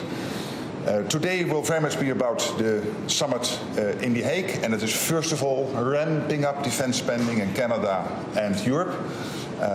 Nations are committed to that. We will have a debate on all the details, but this is really important because we have the ongoing Russian threat. We have the Chinese built up massively at the moment militarily, and of course the terrorism, the terrorist threat, which is still ongoing. But we also have to ramp up the defense industry because with only money we are not there. We also need the defense industrial output to make sure that we can fight off any threat to NATO territory. And of course we will will discuss Ukraine, how to make sure that we bring Ukraine to a lasting and durable peace. Again, welcome and thank you for your personal leadership on all of this, Marco. Thank you, and I think today's meeting sets up what I hope will be, I believe, will be a very successful leaders-level meeting coming up very shortly. NATO has the opportunity to grow even stronger in the alliance. You know, the alliance is only as strong as its weakest link, and we intend and endeavor to have no weak links in this alliance. So it's setting up nicely, and it's good to see. You know, the president has just submitted a budget for $1 trillion of defense spending, which is unheard of, it's unparalleled. And it's not just spending money, it's spending money on the capabilities that are needed for the threats of the 21st century. All kinds of different threats that look different from the threats in the past. And so I think today sets up that leaders meeting, which will be very productive. I also think, obviously, that the big issue on everyone's mind is what's happening with Russia and Ukraine. The President of the United States has been abundantly clear he wants the war to end. He's open to virtually any mechanism that gets us to a just, enduring, and lasting peace.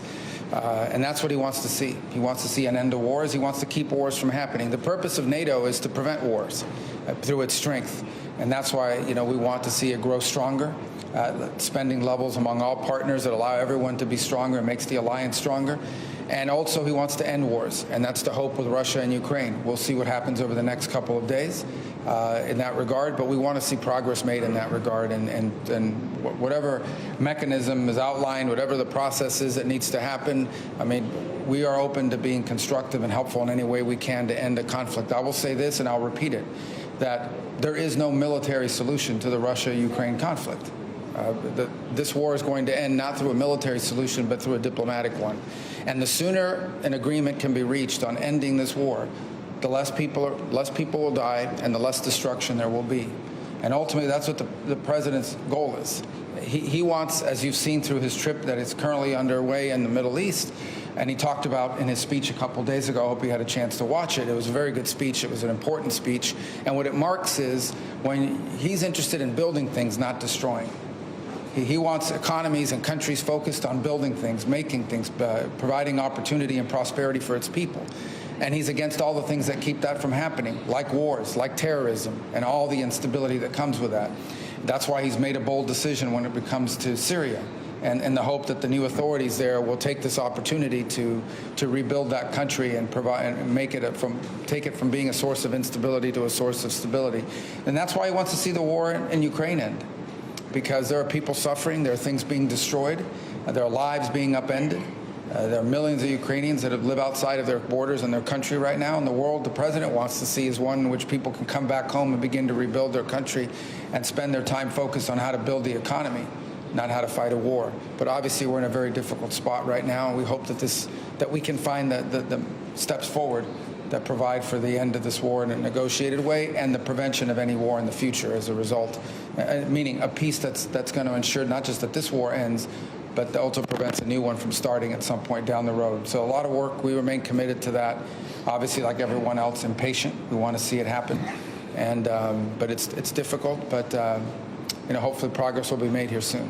Thank you. Thanks so much. Thank you. Thank you. Thank you. Brief set of comments there from Mark Rutte, the NATO General Secretary, and Marco Rubio, the Secretary of State. And, of course, Marco Rubio echoing some similar tone of comments that we've heard from him. Resolute, ultimately saying that NATO's strength should prevent wars, not continue them, making very clear that he felt there is no military solution to the Russia-Ukraine war, only a diplomatic one. And commending the president for his speeches in the Middle East over the last couple of days, including saying that the president wants to build things, not destroy them, and empower economies to grow. More, of course, from Turkey throughout the day with our team there on those potential peace talks between the Russian president and between the Ukrainian president and various Russian counterparts. Right, let's revisit now the other top story of the morning. That's the UK's GDP growth that came in at 0.7% for the 3 quarters to the end of March. That was better than expected. 0.2% for the month of March, also better than expected. Let's bring in Simon French, chief economist at Panmure Liberum. Simon, great to see you as always. How good were these numbers? Good numbers. These were the fastest performing growth numbers in the G7 in the first quarter of the year from the 6 of the 7 countries who've had data thus far. And I think also for people who look to strip out the impact of population growth, GDP per capita growth of 0.5% quarter on quarter was again a decent number. Now, look, we can't give unalloyed good news. I think the leading indicators of the second quarter of the year, which of course we're now in, shows the purchasing managers indices, labour market indicators somewhat softer. So I do expect growth to grow. But the major takeaway today is that having had some pretty low-balled growth expectations, I think economists across the city will be upgrading their growth numbers for the year. Which is good to hear. Is there an aspect, we're discussing this with Ed Conway, of pull forward of growth because of fears over a trade war? And either way, if that is the case, does it matter, given that, of course, since the quarter's ended, we've had some reprieve of the trade war between the UK and the US?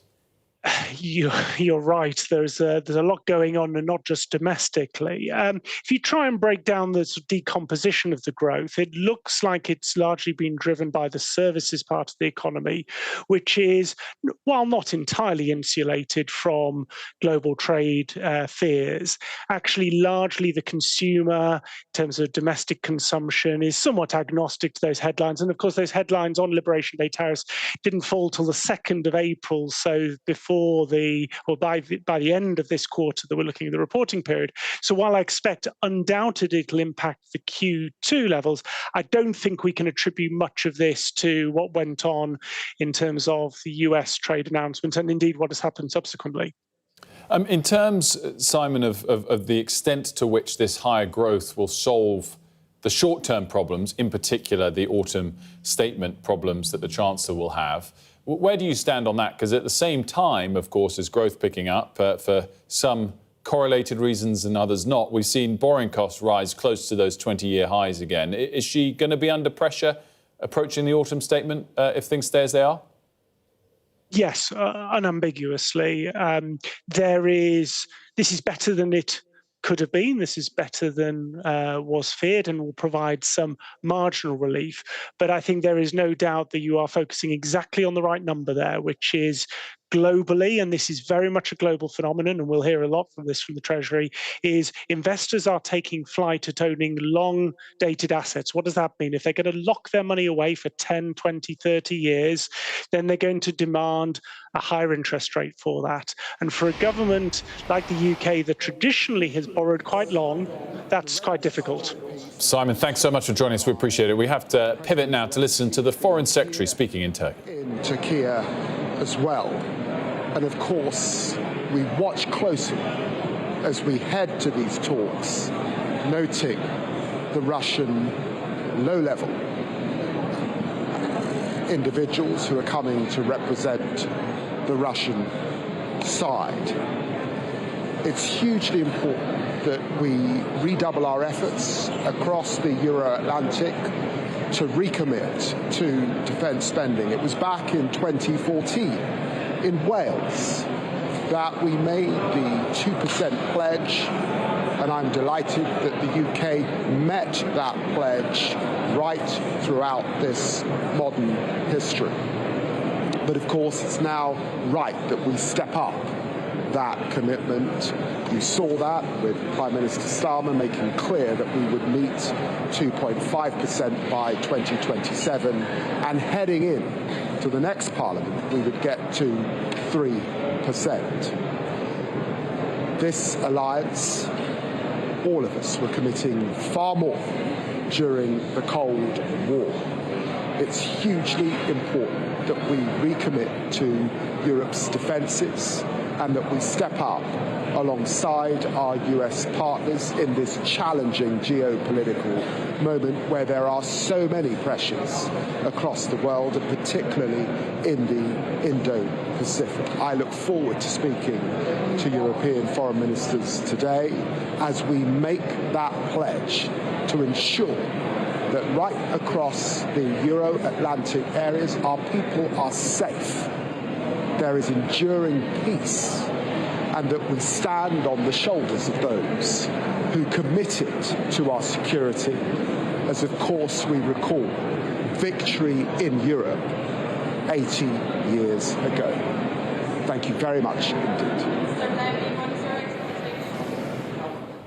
Foreign Secretary there addressing the press on arrival at those talks, of course, due to take place between the Russians and the Ukrainians today in Antalya in Turkey. Now, as Parliament prepares to resume the debate on the assisted dying bill tomorrow, a coalition of leading social care and end-of-life organisations have told Sky News they're frustrated they haven't been involved in discussions about the role they'll play should it become legal. Sky's health correspondent Ashish Joshi spoke to carers about their concerns. It is important. Even in my friendship group, you know, everyone has got a different opinion, a strong opinion actually. The job Katie loves could become much, much harder. As a home carer, she has questions about what assisted dying means for her and the people she looks after. More training about the safeguarding. Is it, you know, what do we do? Where do we go? Who needs to be informed about the client's decision? Katie cares for elderly and vulnerable people in the community, often with complex needs and multiple health conditions. You are there to make their life and also end of life bearable and as good as possible. But emotionally, it must be quite challenging for you. Yeah, I can't explain how I deal with it, but I think you have to be born to deal with it. The assisted dying bill will allow adults who are terminally ill, mentally competent, and have 6 months or less to live to choose to end their life. Hello. Hello. But a coalition of the country's leading health and social care organisations say their warnings aren't being heard. My favourite one. Give me my hug. Brenda and John have been together for almost 70 years. They get daily care visits. John's arthritis makes everyday tasks almost impossible. It's becoming more and more difficult with different parts of my body. My wife and I are together, and that's what we want. We would never want to be separated, despite the bickering. John used to own a business on this seafront in Southend. Coastal communities already face some of the worst health outcomes and care provisions in the country. This law could bring about the biggest change to our society since the Abortion Act of 1967, and that's why it's so important for the government to get this just right. But the home care sector doesn't feel like it has a voice in this very important conversation, and yet this is a law that could fundamentally change the relationship between an end-of-life carer and the person who relies on that support. And is she seeing lots of people she knows already? Yes. Caroline runs the home care company where Katie works. And despite all her experience in caring for elderly and sick people near the end of their lives, she says she's had no say in the assisted dying debate. I just need to know exactly how to train people. I need to know that we would be insured and protected should a family decide that one of our staff was accused of coercing someone or the other way around, talking someone out of a situation. Frailty wards like this one look after elderly patients who are acutely unwell. The British Geriatric Society says the assisted dying bill as it stands is both unworkable and unaffordable. They tend to dwell on younger people with cancer, but the reality is, in our country, the majority of people experiencing death, patients and families, are in fact older and with complex needs. Not just health needs, social needs too. But campaigners supporting assisted dying have told Sky News the amended bill includes specific training requirements around coercion and that assisted dying can only be discussed within the context of all end-of-life options. The assisted dying law, if passed, will bring a once-in-a-generation change for our country. And that's why it's so important every voice is heard. Ashish Joshi, Sky News. Well, if you've been impacted by that report, you can get help from the Samaritans by calling 116 123 or email joe@samaritans.org. Details on the screen for you now. We're going to take a quick break here on Sky News Breakfast. When we come back, how could we solve the NHS staffing woes? We'll speak to someone who may have an answer. That's next.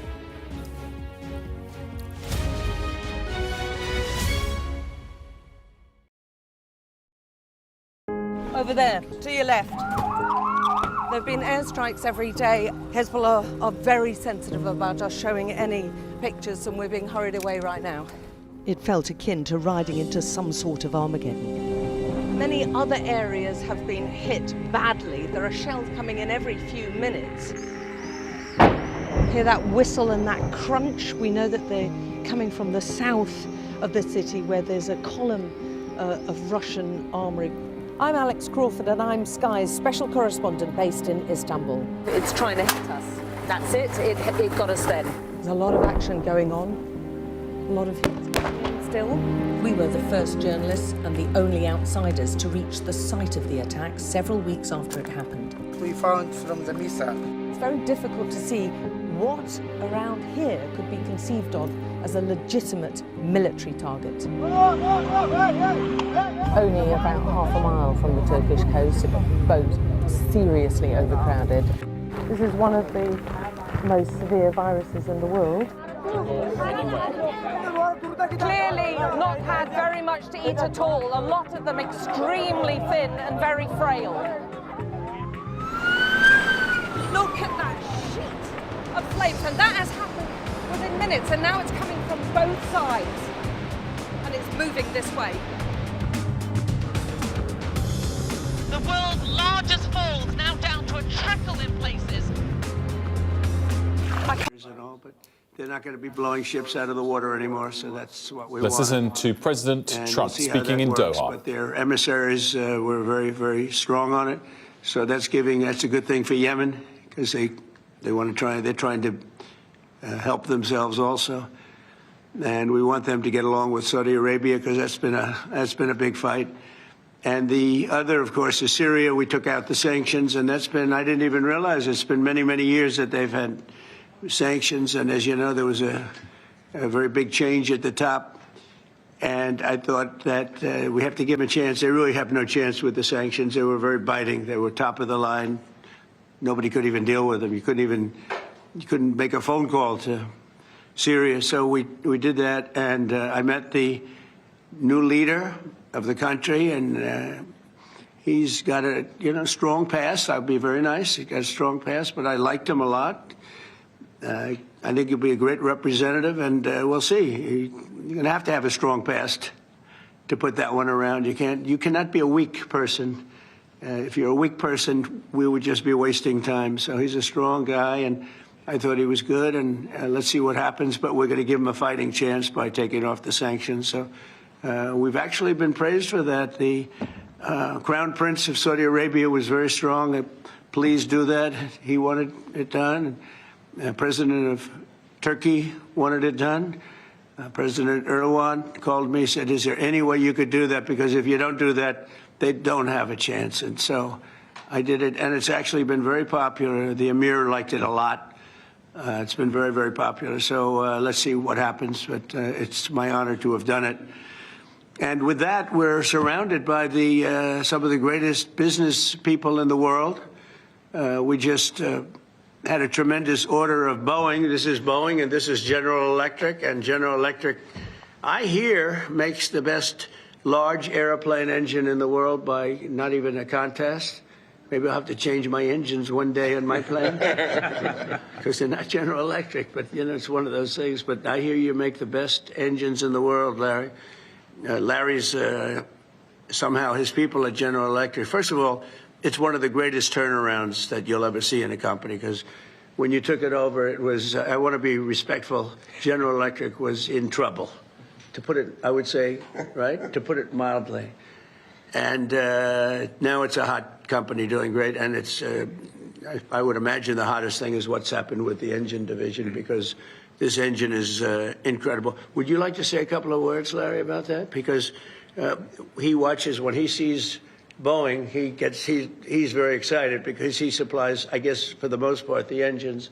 Would you like to say something? Sure. Well, Mr. President, thank you. And it's an honor to be here.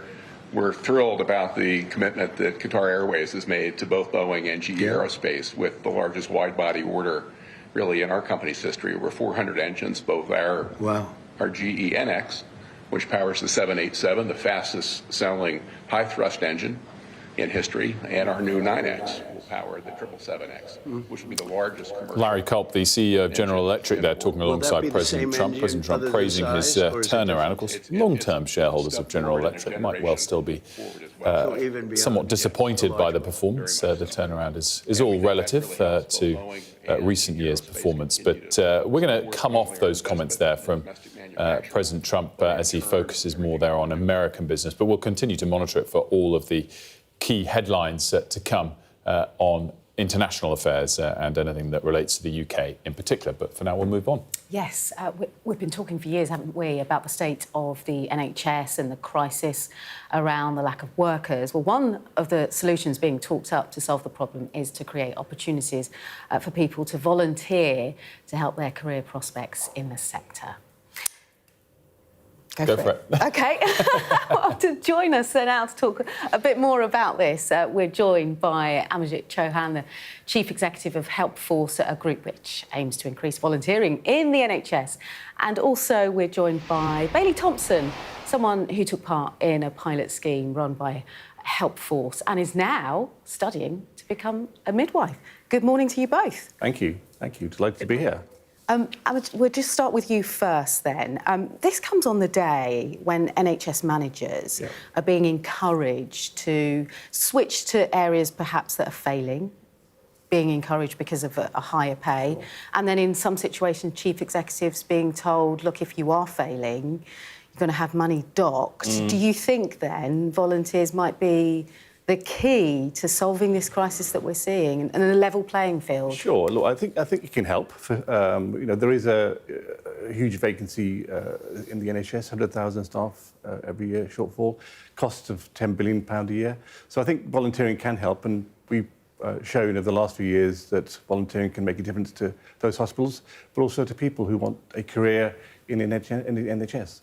And Bailey, you've gone through this process yourself? Yeah, so I joined the Helpforce Volunteer to Career program at my local trust in October of 2023, and I completed about 150 to 200 hours of volunteering on the maternity unit. And then I went ahead and got a place and started studying midwifery at the University of Staffordshire. Bailey, just give us an insight into what the volunteering was like, the most memorable feeling that you had after doing it. I think the greatest feeling that I ever got was when a mom came up to me, just at a soft play and said, oh, you helped me when my daughter was on neonatal, and talked to me, about what that experience was like for you. So just getting to share that really special moment with people. I really enjoyed doing the Helpforce Volunteer to Career program. It wasn't just traditional volunteering in that I wasn't just going in and giving out cups of tea and helping to prepare rooms for patients. The Volunteer to Career program the Volunteer to Career program allowed us to have extra courses alongside it. So it was people coming in and teaching us how to do NHS interviews, teaching us how to have difficult conversations with people, giving us lessons on how to facilitate a natural birth, because I was emphasis on maternity. We even had members of the education surgical team come in and teach us how to give sutures on little plastic pieces of fake flesh. And it was really great because it wasn't just volunteering. It was really them encouraging us and helping push us towards this really exciting career that we had an interest in. And it was kind of a no risk way of getting to test the waters and say, is this really for me? And I didn't have to go through, 3 years of school to find out that I didn't actually want to do it. So it was a really amazing program. Amajit, the programme itself, how penetrated is it across the NHS at the moment? I mean, are we at the tip of the iceberg, and how far could it go? Could it make a big difference? Well, we've worked with 48 NHS trusts over the last few years. Our aim is to increase it, supersise it. We envisage we can enable 23,000 people to enter the workforce through our programme, and 55% of those that volunteer end up working within the NHS, which is a remarkable figure. Really is. And just back to what Bailey was just saying there, that must be music to your ears. That's the key. That's what you want people to take away. Yeah, and I think, Bailey's story was an incredible story. She went through a very difficult birth, but she wanted to give back. And I think that's the important thing to take away from this, that volunteering not only gives you an opportunity to work within the NHS, but also an opportunity to give back to our amazing health service. Obviously, earlier this week, a lot of headlines for the new immigration plans that came out, and in particular on social care, not hiring from abroad going forward. What is your view on that? I mean, is your programme an example of why making those steps on immigration actually sensible, or do you disagree with the kind of gist of it? I think, we've got to remember that our NHS is a diverse workforce and it reflects our diverse community. So I think, we should always remember that. I think from our perspective, we can make a difference. We want to enable local people to work with our local hospitals, and voluntary career is a great way to do that. Bailey, just finally, we've only got about 30 seconds left. Would you recommend others to follow your lead? Absolutely. It's a great way to put your foot through the door in the NHS, to get some experience and to really see what career is the right fit for you. So I would absolutely recommend looking for your local trust, finding out if, Help Force Volunteer to Career exists, and signing up if you want to. Bailey, Amajit, thanks so much for joining us. We really appreciate it. Let's have a quick look at the weather before we leave you. The perfect climate, wherever the destination. The weather, sponsored by Qatar Airways. Our dry and settled weather continues this week. Western parts will be warmer, but a cool breeze will affect eastern shores. It's a grey start this morning for central and eastern England, with overnight low cloud and mist slowly retreating to the coast. Elsewhere, it will be dry and chilly. Things will soon warm up with plenty of sunshine and moderate to high UV levels. The early low cloud in the Midlands and East England will tend to thin and break, but generally eastern areas will be cooler and breezier. The onshore breeze for North Sea coast means low cloud and mist may linger across eastern parts of England and Scotland throughout the day. Low cloud and mist will reform overnight and spread inland to parts of the Midlands. Otherwise, it will be another dry and chilly night with clear skies and a touch of frost in the north. The perfect climate, whatever the forecast. The weather, sponsored by Qatar Airways. Do stay with us here on Sky News Breakfast. Leah, Mari and I will be back in just a couple of minutes with all of the day's top stories. We'll talk to the Conservatives about the GDP growth.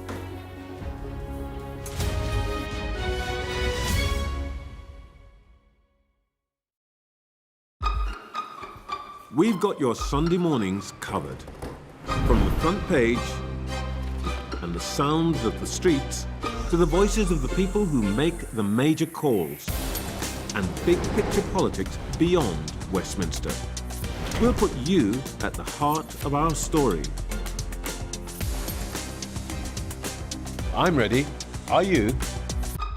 Join me, Trevor Phillips, Sunday mornings on Sky News.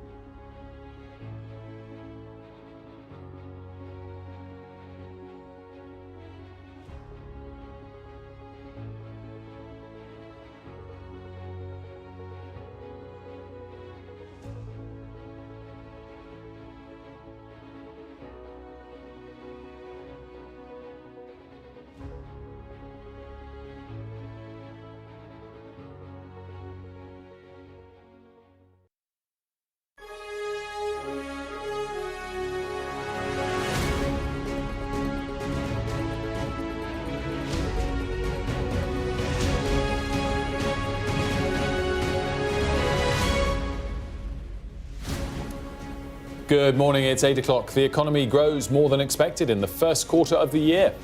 It's a welcome boost for the Chancellor, who we'll hear from later this hour. Plus, President Putin is a no-show at high-level Ukraine ceasefire talks in Turkey. It's Thursday, the 15th of May. Your headlines. The UK's economy grows by 0.7% for the first 3 months of 2025, exceeding economists' forecasts. Vladimir Putin isn't listed in a Russian delegation expected to head to Turkey for ceasefire talks with Ukraine as the US press for a resolution to the conflict. There is no military solution to the Russia-Ukraine conflict. This war is going to end not through a military solution, but through a diplomatic one. The interim report into the sinking of the Bayesian super yacht is published. We'll have the details. A coalition of social care groups sound the alarm over the assisted dying bill, saying it's naive and unworkable.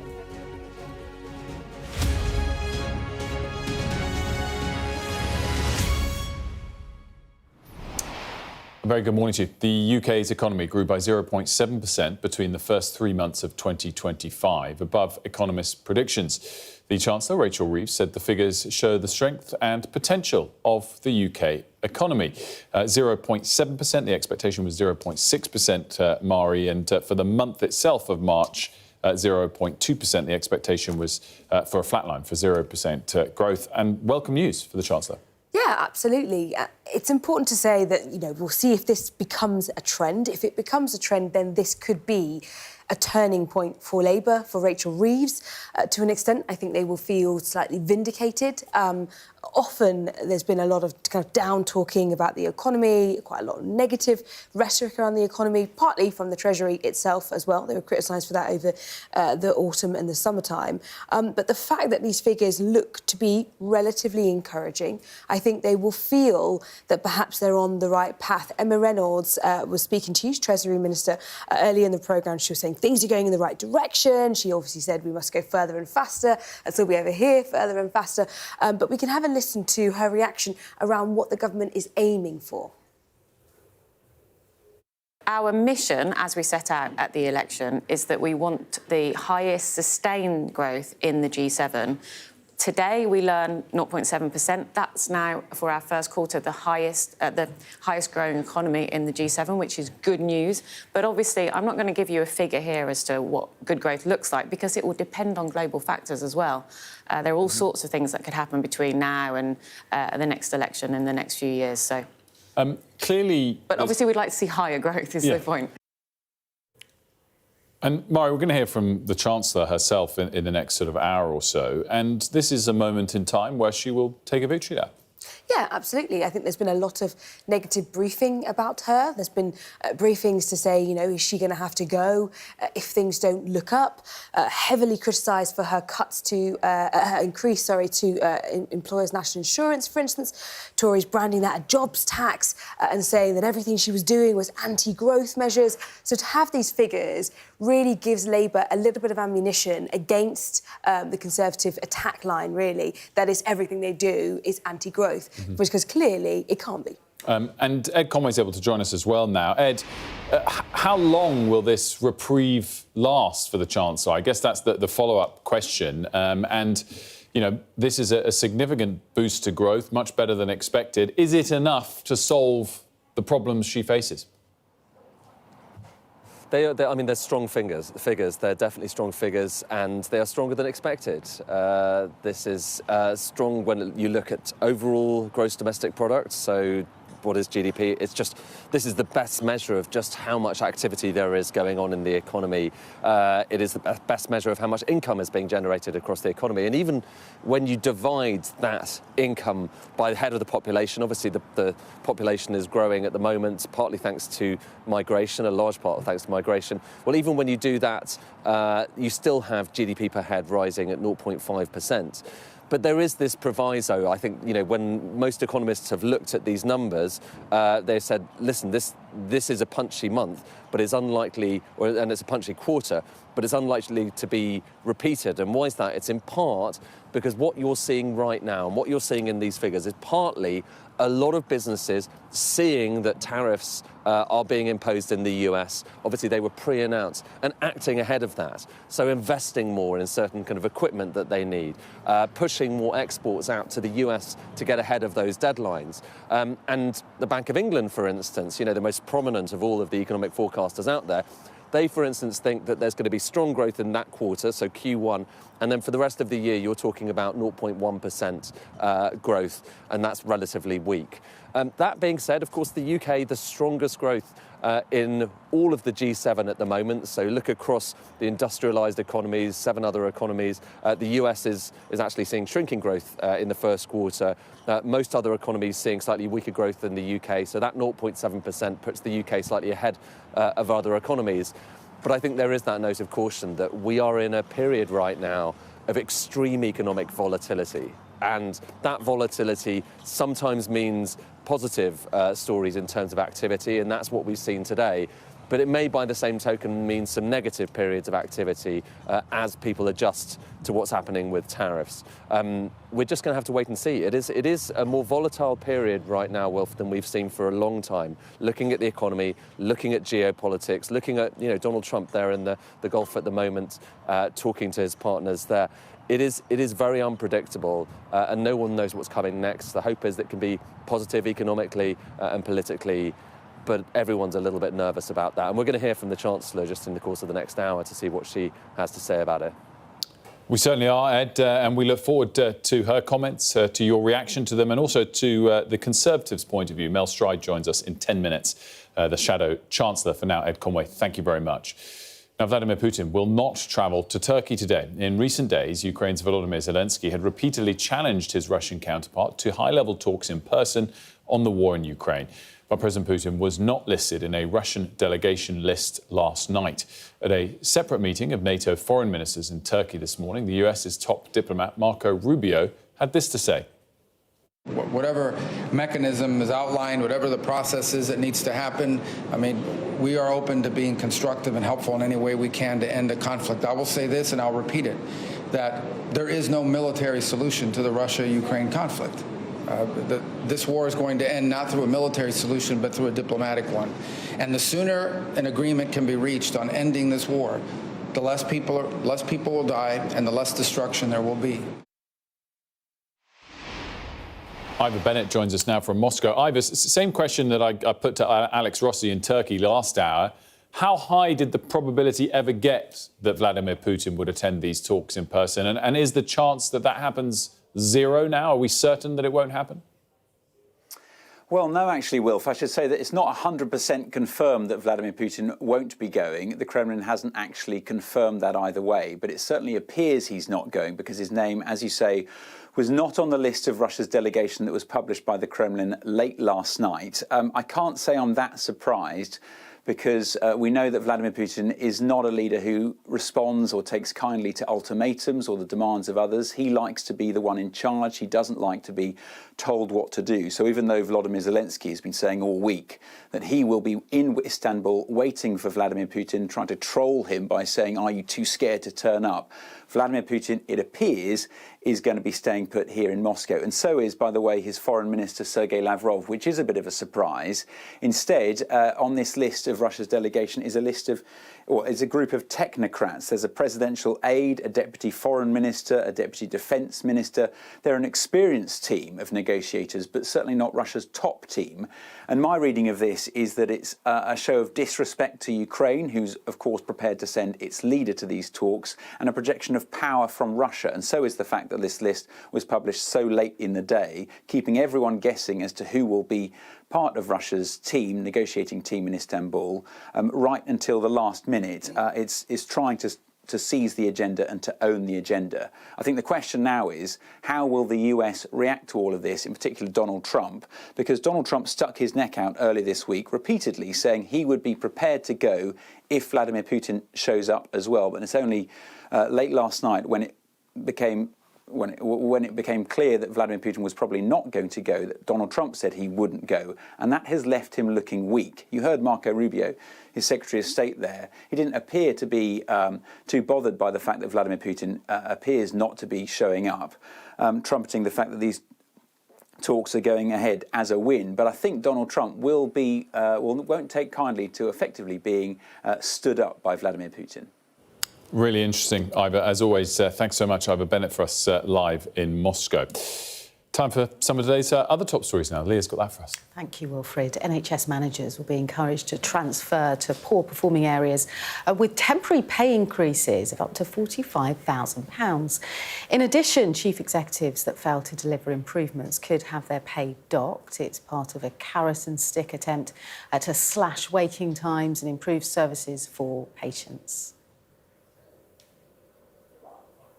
A co-founder of the ice cream brand Ben & Jerry's was arrested after disrupting Senate proceedings during a hearing with US Health Secretary Robert F. Kennedy. As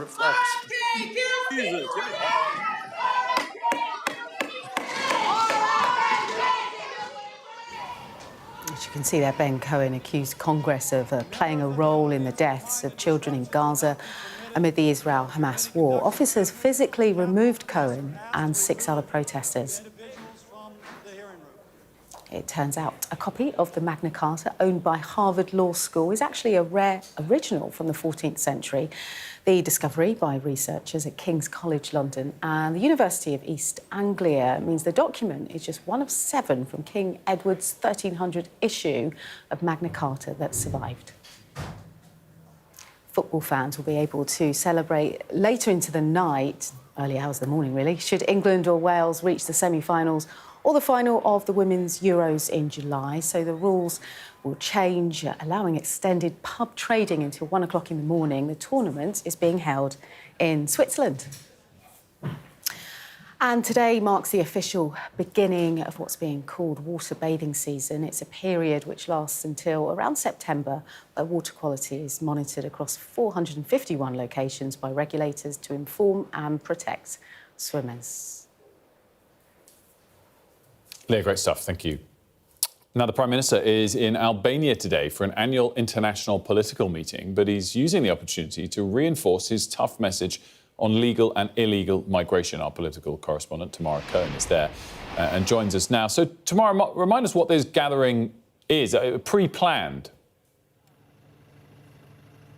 Yes, Keir Starmer is here in Albania to attend the European Political Community Summit on Friday with other EU leaders, and a good chance to talk about Ukraine and also about his reset with the EU ahead of a summit in London on Monday. But today is all about migration, and that's why we've come here to the port of Durrës, which is the largest passenger port in Albania, and where British officials have over the last couple of years been working with law enforcement in Albania to crack down on fake passports, gang activity and people trafficking, because we saw back in 2022 a big spike in Albanians coming to the UK on small boats. They accounted for 28% of arrivals that year, and thanks to some of the activities done by the previous Conservative government, those numbers have come down by 95%.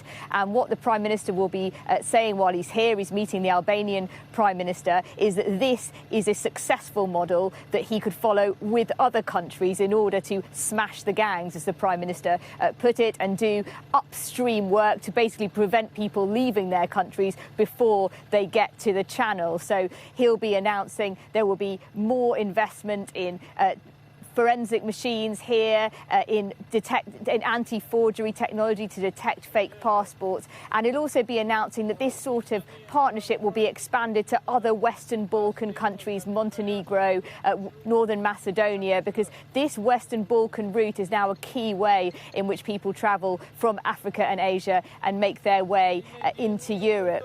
Of course, this has been a record year for small boat crossings. They surpassed 12,000 so far this year, we heard on Monday. And so in order to show that he is able to crack down on it, Keir Starmer will be asked how he is going to make this work on a wider scale. Tamara, as always, thanks so much for that. Tamara Cohen at the gathering the Prime Minister's attending over the next couple of days in Albania. We're going to pivot back to that press conference that's been taking place with President Trump. He was just asked a question about the peace talks in Turkey between Russia and Ukraine and why President Putin isn't going and indeed why he isn't there. Let's listen in. Are you disappointed by that? No, I didn't anticipate. I actually said, why would he go if I'm not going? Because I wasn't going to go. I wasn't planning to go. I would go, but I wasn't planning to go. And I said, I don't think he's going to go if I don't go. And that turned out to be right. But we have people there.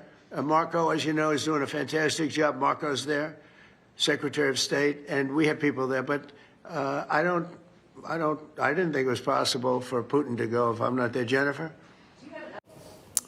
Interesting take there from President Trump. Of course, many were asking the question in the last 24 hours if President Putin didn't go, whether that would lead to the US toughening its stance towards Russia and suggesting that answer from President Trump that won't be the case, albeit a short answer, as you just heard from the US President. More on that throughout the show today. Now, an interim report into the sinking of the Bayesian superyacht has been published, and it suggests it was brought down by an 80-mile-an-hour wind, killing, of course, 7 people. Ashna Hurinag has been looking at the report and, of course, covered this story very closely since last summer.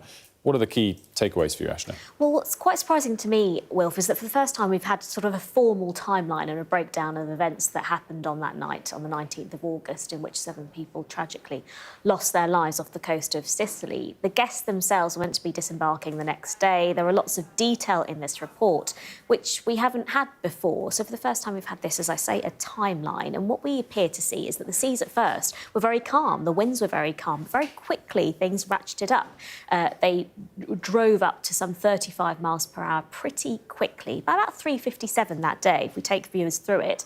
Both boats, I say both because the Bayesian had been moored next to another Dutch vessel, the captain of whom I spoke to last year.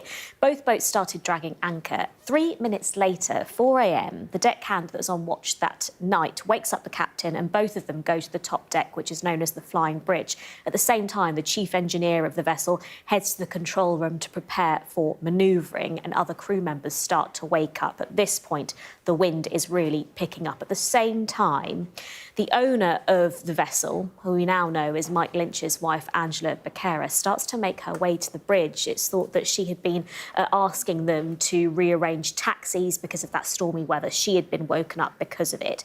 And at 4:06, wind speeds proceed to exceed 80 miles per hour. The awning on the vessel rips. It violently knocks it over at a 90-degree angle in just 15 seconds. It was on its side.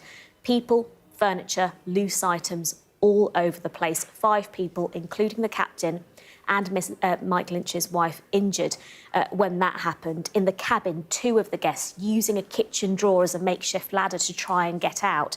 And minutes later, the life raft was inflated. I've been speaking to Simon Greaves, the sort of inspector that's been leading the investigation on the UK side, about his early findings. In Bayesian's case, in the condition that we assessed, in this light load condition with the centreboard raised with no sails up, if the vessel heeled over to 70 degrees, there was no force coming from the vessel to bring it back upright, so it could never come back up. One thing that's quite striking about what Simon was speaking about is that a vital book that was in the vessel that refers to stability did not contain sufficient details that the crew needed to deal with those extreme violent winds. And he told me that the crew, therefore, were unaware of the vessel's vulnerabilities. Absolutely fascinating, Ashna. Thanks for bringing us up to speed on that. And at 8:30, we're going to be talking to a maritime expert about this in more detail. Ashna Hurinag there. Let's now speak to the opposition, to the Conservatives, about this morning's GDP growth. Just as a reminder for you, for the first quarter of the year, GDP growth came in at 0.7%, ahead of forecasts of 0.6%. And for the month itself of March, came in at 0.2%, ahead of the forecast for a flat 0.0% reading. I'm delighted to say the Shadow Chancellor, Mel Stride, is here with me. Good morning to you. Good morning, Wilf. Fastest growing economy in the G7 again. A moment to celebrate? So, look, of course, any growth is to be welcome, particularly from a government that has singularly failed to deliver it since it came into office. But look, let's look at those numbers. You mentioned some of the monthly data there. In fact, the March data at 0.2% is under half the growth rate of the month before. The second point I would make is none of this data captures the actuality of national insurance increases for employers, the business rates increases that many businesses are having up and down the country, the employment legislation that's coming down the line that the Treasury itself says could load businesses up with additional costs of £5 billion. And of course, the forecast from the IMF, the Bank of England, the Office for Budget Responsibility has constantly been to downgrade growth. In fact, the OBR downgrading growth to half what they were originally assuming for this year. So a little bit premature, I think, to stop popping the champagne corks. Which I don't think anybody is doing. I guess these numbers also don't capture a snapshot of what is going on around the world at the moment. And there's been a lot of challenges, of course, we don't even need to remind people of. And it is a fact that this is the fastest reading of the G7 for the 3 months that we have data for so far. Well, you talk about externalities and things happening around the world. Of course, they happen all the time. That's what happens to open economies. The most important thing, therefore, is to have a resilient and strong economy. And what we've seen with the management of our economy by this government is anything but that. So we have seen generally low growth. We've seen higher inflation than was originally forecast under us. That's mean interest rates have been higher for longer. The servicing costs on our national debt, to which this high borrowing government has been contributing, are about 100 billion. That's twice what we're spending on defence every year, just going on servicing our costs, not going on public sector and improving services and so on. And all of that adds up to an economy where the fiscal headroom, which the Chancellor had back in the autumn, was blown. She's now rebuilt that. It's likely to be blown again, and we're going to have some further tough decisions, I think, in the autumn. And as to what is causing that, many organisations, including the National Institute for Economic and Social Research, a very respected think tank, has looked very closely at this and determined that whilst, of course, what's happening internationally has an impact, the bulk of the impact actually is through the choices this government has taken, particularly around national insurance, a tax on jobs. That is what has been holding us back. Of course, the size of the interest payments are more relating to the huge growth in debt during the last government than any marginal changes so far. Well, we did have COVID and the Ukraine war and things that we spent 400 billion supporting the economy. International and external factors that you're dismissing, you know. Well, no, I'm not dismissing them. I'm only up to the fact that we had to spend some money under those circumstances. No, I get that. But we've not got COVID at the moment. We've not got the Ukraine war. We have got. I get that, but you can't people say saying that external very clearly, factors are they're both in play, Wilf. But the point that I'm making is, if the argument is, oh well, it's all to do with what's happening overseas, that is far from the case. No, it's this not government what took some dreadful choices, has left us with a very weak economy, and that is the root of the problem, I'm afraid. In terms of some of the things that haven't taken effect yet, obviously we've got a reprieve, I think it's fair to call it, on trade terms with the US, and we do have a trade deal with India. Prospects next week of a new set of trade terms with the EU. In general, on all of those things, do you welcome rationalisation of trade terms? It's really important to go out and strike deals, but they've got to be the right deals. Now, take the US deal, for example. So the government is trumpeting the fact that the Americans rode back on some of the additional tariffs that they were going to bring in. But if you look at where we've ended up in this deal compared to under the last Conservative government, we are paying about 3 times the level of tariffs on our exports to the United States than was the case then. And the United States is paying about 1/3 in tariffs on what it's exporting into us. That doesn't feel like a very good deal to me. And there's a lot further that we need to go with the US. This is not a fully formed free trade agreement at the moment. But as things stand on the tariff element, at least, it doesn't look that great to me. What would you have done differently? So we would have got in the room with President Trump and Scott Bessent and others much earlier. We would not have had the mood music that was set by the Labour front bench with a lot of silly things, frankly, they said about President Trump initially. And we would have built on the progress that we made during that first Trump administration, where actually we were getting close to a deal. Now, Biden then came along and killed that stone dead. But the reality was we had made a lot of progress, and we would have got in there earlier, and we would have built a better relationship and got a better deal. And we certainly wouldn't have ended up in a worse position than we were back when we were in power. Sir Crawford Falconer told Well, this... we wouldn't have fired him either, incidentally. That's another thing they did. Well, interestingly, great experience. He told this programme that in the first administration they only got about halfway in negotiations, and that his changing of post wouldn't have made a difference to the negotiations. But that was his point of view on that. On the renegotiation with the EU, it's really fascinating timing-wise, because clearly, as part of the negotiation about the economy, immigration and free movement of people will come up. I'm sure you've seen the coverage from Sam Coates' exclusive capturing of a Chris Philp recording from 2020. The bottom line of that is that Brexit, as we all sit here today and can look back on it, Brexit has made it harder to control illegal immigration. So what Brexit did was gave us control of our borders. It gave us the ability to decide how we will let people into our country or not, rather than it being free movement across Europe. On the recording, I listened to the recording last night, and it seems to me what Chris Philp was stating was just the blindingly obvious, that, of course, when we were a member of the EU, we were a part of Dublin III, which meant that if asylum was claimed in a particular country and then that person came to another country, they could be returned to that original country. I don't understand why his statements about that should be of any interest whatsoever. Well, what we were doing at the time we were in government was bringing forward Rwanda, the deterrent to stop illegal migration in the first place, focusing on returns deals with other countries, such as Albania, which reduced the flow across the Channel by over 90%. What this government's done is to unwind most of that, including which has led to 12,000 illegal migrants coming across the Channel.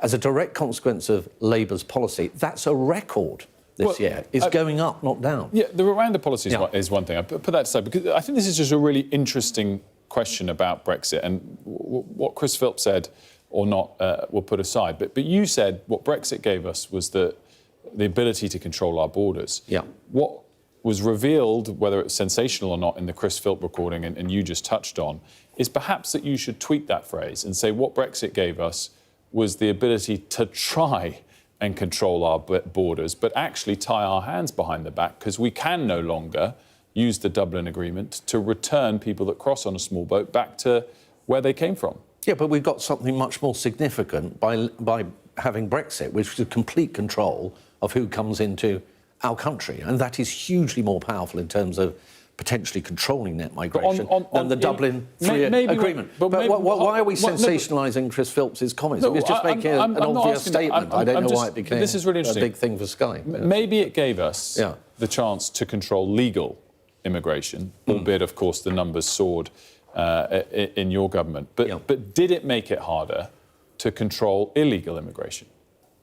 Small boat crossings, Chris Philp's recording does reveal that 40% of those pre-Brexit would have been returned to continental Europe, and the Europeans wouldn't have been able to do anything about it. Yeah, and conversely, of course, under the Dublin III arrangements, migrants could be sent back to the UK who had first entered the UK and gone elsewhere. So which is it could have worked. Vastly lower percentage. It could have worked. Well, I'm just setting it out exactly as it is, in the point of fairness. But look, there's no doubt it is a different arrangement being outside the EU than being in the EU. But if the question is, do you have more control over your borders and the potential to control net migration if you're outside the EU rather than inside the EU? Then the answer is it's an emphatic yes.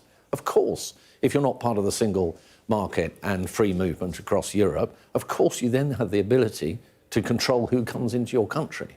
And that's what we moved to when we had Brexit. Mel Stride, great to see you as always. Thanks so much for joining us. Thank you. Good to see you. Let's have a look at the weather.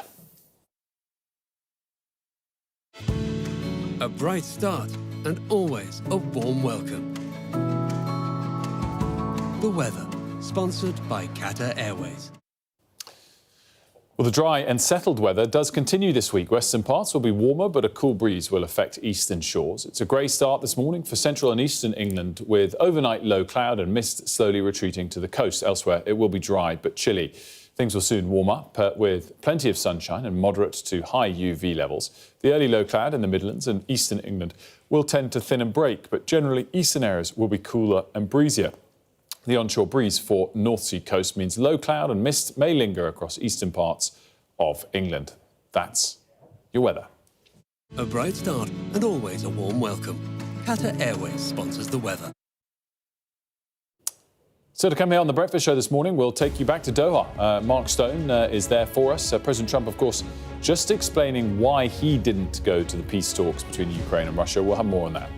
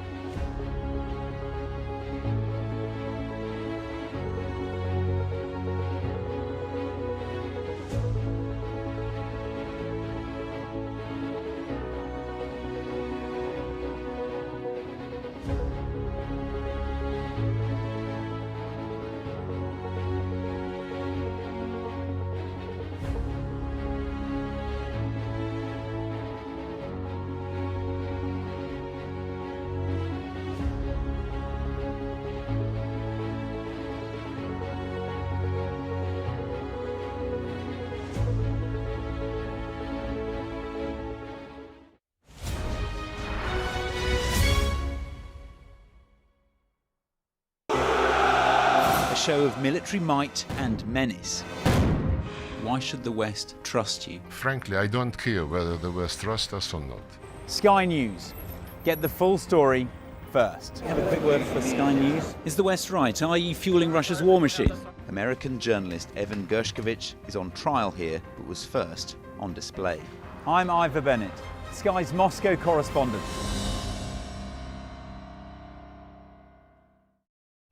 We arrive.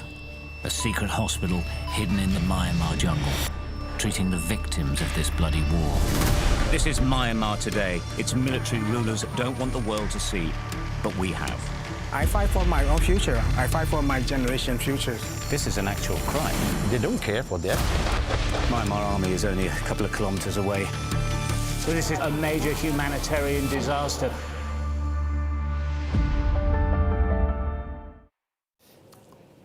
Welcome back. President Trump has addressed his and Vladimir Putin's absence at Ukraine's ceasefire talks in Turkey. Let's have a listen. Are you disappointed by that? No, I didn't anticipate. I actually said, why would he go if I'm not going? Because I wasn't going to go.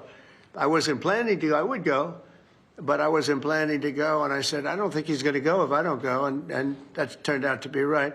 But we have people there. Marco, as you know, is doing a fantastic job. Marco's there, Secretary of State, and we have people there. But I didn't think it was possible for Putin to go if I'm not there. Jennifer? Let's bring in our correspondent, Mark Stone, who's been travelling with the president. Mark, I guess there was some debate in the last 48 hours that if President Putin didn't show up, would it lead the US administration to clamp down on Russia? The hint from that answer is quite the opposite. Well, it seems to me that he is still hedging his bets and hoping that Putin might change his mind. I've been waiting I've been fascinated to see how Donald Trump would respond this morning to the news very late last night from Vladimir Putin that he would not go to Turkey. He seems now to be suggesting, Trump that is, that, you know, the window is still open to go on Friday. He said, I was thinking about going, but it's very tough because of what we're doing here today and tomorrow. But as you know, I could go on Friday if it's appropriate. let me tell you, Wilf, where we are. Have a look at this. We're in the Al Udeid Air Base, just outside Doha in Qatar. I hope you can still hear me, because Donald Trump has gone from one happy place, which is a Middle Eastern palace clad in gold, to another one, which is effectively an American rally like all of those that we have seen so many of over many, many years now. This one, though, of course, a little different because it is in the desert, and the audience is our American troops. There are 8,000 American troops based here at Al Udeid Air Base. It is a key strategic jumping-off point for the US military in the region. It is from here that the United States conducted its wars in Afghanistan and both wars in Iraq in years gone by. It is a strategically important point, and Donald Trump wants to come here and address the troops and the world. And as you can see from the slogan behind me, peace through strength is his message. Wilf, we've got some interesting lines coming out from Iran. One of the key challenges, of course, there is this effort to stop Iran from obtaining a nuclear weapon, from enriching its uranium to a degree that it can actually make nuclear weapons. Well, a top political advisor to Iran's supreme leader has spoken this morning to our colleagues at NBC and has given some pretty positive language. He has said that in return for the immediate lifting of all economic sanctions on Iran, Iran would commit to never making nuclear weapons, would get rid of its stockpiles of enriched uranium, which can be weaponized, would agree to enrich uranium only to lower levels needed for civilian use, and would allow international inspectors to supervise that process. Now, whether that goes far enough for Donald Trump, well, we will see, because he has said that he believes Iran should have no nuclear facilities, civil or military.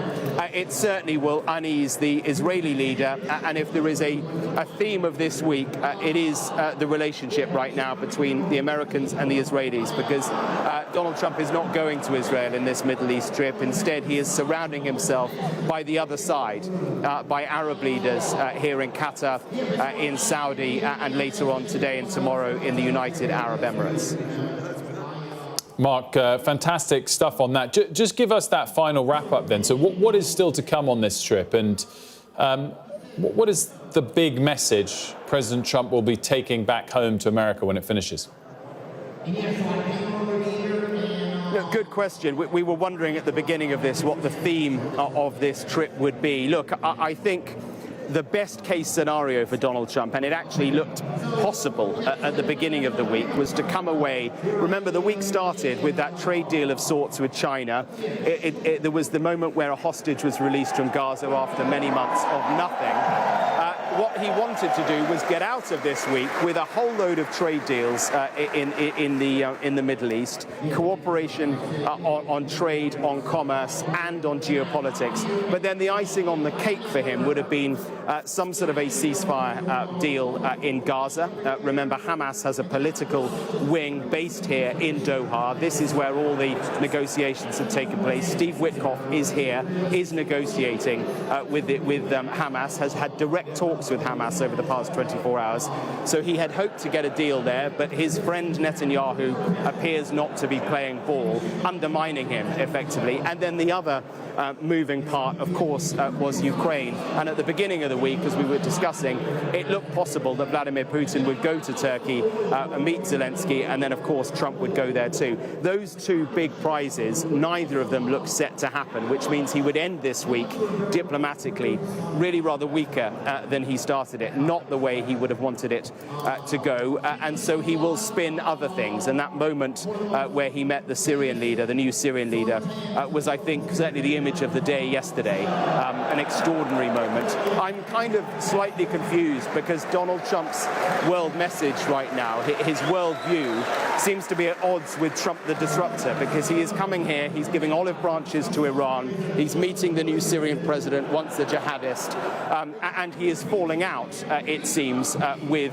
his ally in Israel. So a slightly confused picture, but maybe that's Trump world's wealth. Yes, but also, yeah, trillions of dollars of investment, if we're to believe some of the comments we'll see in the years ahead. Mark, great stuff as always. Thanks so much for that. Now, as we've been discussing throughout the morning, an interim report into the sinking of the Bayesian superyacht has been published. It suggests that the Bayesian, owned by tech tycoon Mike Lynch, was brought down by 80-mile-an-hour winds, killing 7 people. Well, the Director of Maritime Risk and Safety, David McFarlane, joins me now, and Ashna's on set as well, who's been reporting on this. David, quick first question. What's your main takeaway? My main take on this, well, first of all, it's an interim report, so we don't have all the full details. But certainly there's enough in this report to glean the fact that I think the yacht's master had probably done everything in his power to ensure the yacht's safety. Basically, he was unaware of the risks imposed on the vessel by such strong winds. You will have heard that there's a booklet on board called the Ship Stability Booklet. That gives you various criteria. And that criteria only seem to include sailing conditions of this yacht with the centerboard or the keel actually in the down position. And it didn't take into account either the keel up, the centerboard up, and it didn't take into consideration the vessel when it was not in sail. This vessel was sail-driven and also power-driven, and both sets of criteria should have been included in that stability booklet. So that's really... The MAIB commissioned an authority to look at the various stability criteria in the condition she was in, and it would appear that the angle of vanishing stability would have been as low as 70 degrees with wind speeds of around 63 knots, which would have been completely unexpected from the captain. So what I'm interested in then with this booklet is the extent to which the author of this booklet, which correct me if I'm wrong, I presume is the manufacturer, is responsible for listing every single possible scenario, or whether the captain and the crew or somebody else has to also take responsibility for sort of acting in the moment, specifically as it comes back to such a key point as the booklet didn't say stability would be lower if the keel was lifted. I'm obviously oversimplifying and paraphrasing what you said, but surely that much should have been obvious to a captain. The captain would normally be concerned about the stability of his vessel when it was under sail, because that's when a sailing vessel does tip over quite severely. You can see that with even just small yachts sailing on a local lake or whatever. You don't expect a vessel, particularly of this size, to start heeling over when she's sitting at anchor. And as the question about the author of the stability booklet, yes, it's a shipbuilder, usually in conjunction with the Classification Society. The Classification Society is responsible for overseeing the building, the construction of the ship to make sure she complies with all the rules and regulations. But there's another layer of authorization as well, and that is the, in this case, because she was a British flag, is the Maritime Coast Guard Agency, and they have the final sign-off on this document. So obviously the MAIB are going to have to look into this in a bit more detail to see exactly who did what and when. Would this be a document that would have been on board within the bridge itself, or would it have been sort of listed in online format? I just wonder how the investigators have managed to get hold of it. Yeah, it would have probably been a hard copy booklet on on the vessel, but there would also been a copy kept in the manager's office, and indeed a copy in the builder's yard, I expect. So it would have been easy enough to get a copy of that. In terms of, just a final question on the physical moment when it went over, would you have, almost if we didn't have this report yet, or we didn't even have the booklet, would you have expected the keel to be down when it was anchored or not? No, I wouldn't have. The keel is generally down when the ship is proceeding under sail and expecting large windage area against the sail to make her sort of move over one way or the other. And generally speaking, if you're at anchor, you would pull up that keel. Really, that's really interesting. I mean, the other thing that Ashton and I were talking about earlier is obviously 7 people did die. 6 of them were passengers, and 1 was the chef. And I remember thinking at the time when we were discussing this all that meant that all of the crew that were sailors survived, which raises a question. It seems from this report that they did do all that they could to get those possible human lives to survive off the boat. What did you make of reading those sorts of details that have emerged? Yeah, I agree. I think they did everything possible. I mean, the deckhands who were on watch were under instruction by the ship's master to call him if the wind exceeded, I can't remember what it was, 30 knots or so, which they did. Now, the captain's main concern, because he wasn't aware of this risk of capsizing at anchor, his main concern would have been dragging the anchor. And that's why he was called. He got the chief engineer to get the engines ready. And this was at 4 o'clock in the morning, you must remember. All the other crew were alerted. They were sort of battening down the hatches, if you like, closing all the openings and preparing the vessel to maneuver into the wind to avoid dragging her anchor. But this all happened extremely quickly, and I think it was at 6 minutes past 4, only 6 minutes after the captain was called to the bridge.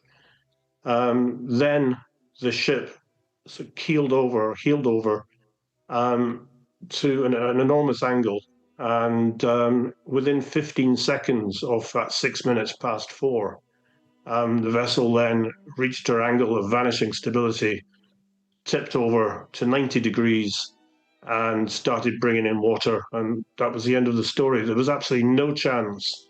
And there was no alert that the guests should have been warned and brought up. Indeed, I think it was one of the guests had come up on deck asking the captain, do we have to delay our taxis at 8 o'clock in the morning? There was no sense of urgency in so much that they thought the ship was going to end up, basically sinking. So there was no need to try and have everybody on deck and ready for abandoning ship. That risk wasn't appreciated, and there was nothing in that booklet to suggest that this would have happened. And just a final question for me. This is just the interim report. The fuller report is going to come out once the fuller evidence is gathered. When I was speaking to the investigators who carried out this research, they wouldn't tell us precisely who they'd spoken to, but it was clear that they'd spoken to a number of the survivors from reading the report. I just wonder what additional evidence would make this report fuller. What do you think the Italian authorities are withholding whilst their investigation is continuing over in Sicily? Yeah, I'm not sure if the Italians are withholding. The inference in the MEIB report is they have got some information that they haven't shared. But the other information is going to be physical evidence, and a lot of that is not going to be available until they actually raise the wreck of the vessel. Then they'll be able to see a little bit more in the way of what openings were closed, what openings were open. Although that really pales into insignificance, because it didn't matter if every single opening was closed, that ship ended up at the angle of vanishing stability and would have gone under anyway. Documentary evidence would have been looked at already, as well as interviews from all the survivors. So it's difficult to actually say what else is going to be available. But obviously the MEIB will know, and they'll have an idea of what they need, the questions they need to ask. David, thanks so much for joining us. We appreciate it. You're welcome. Thank David McFarlane there. We're going to take a break here on The Breakfast Show. Well, when we come back, we're expecting to hear from the Chancellor, Rachel Reeves, any moment now, following the release of today's GDP figures.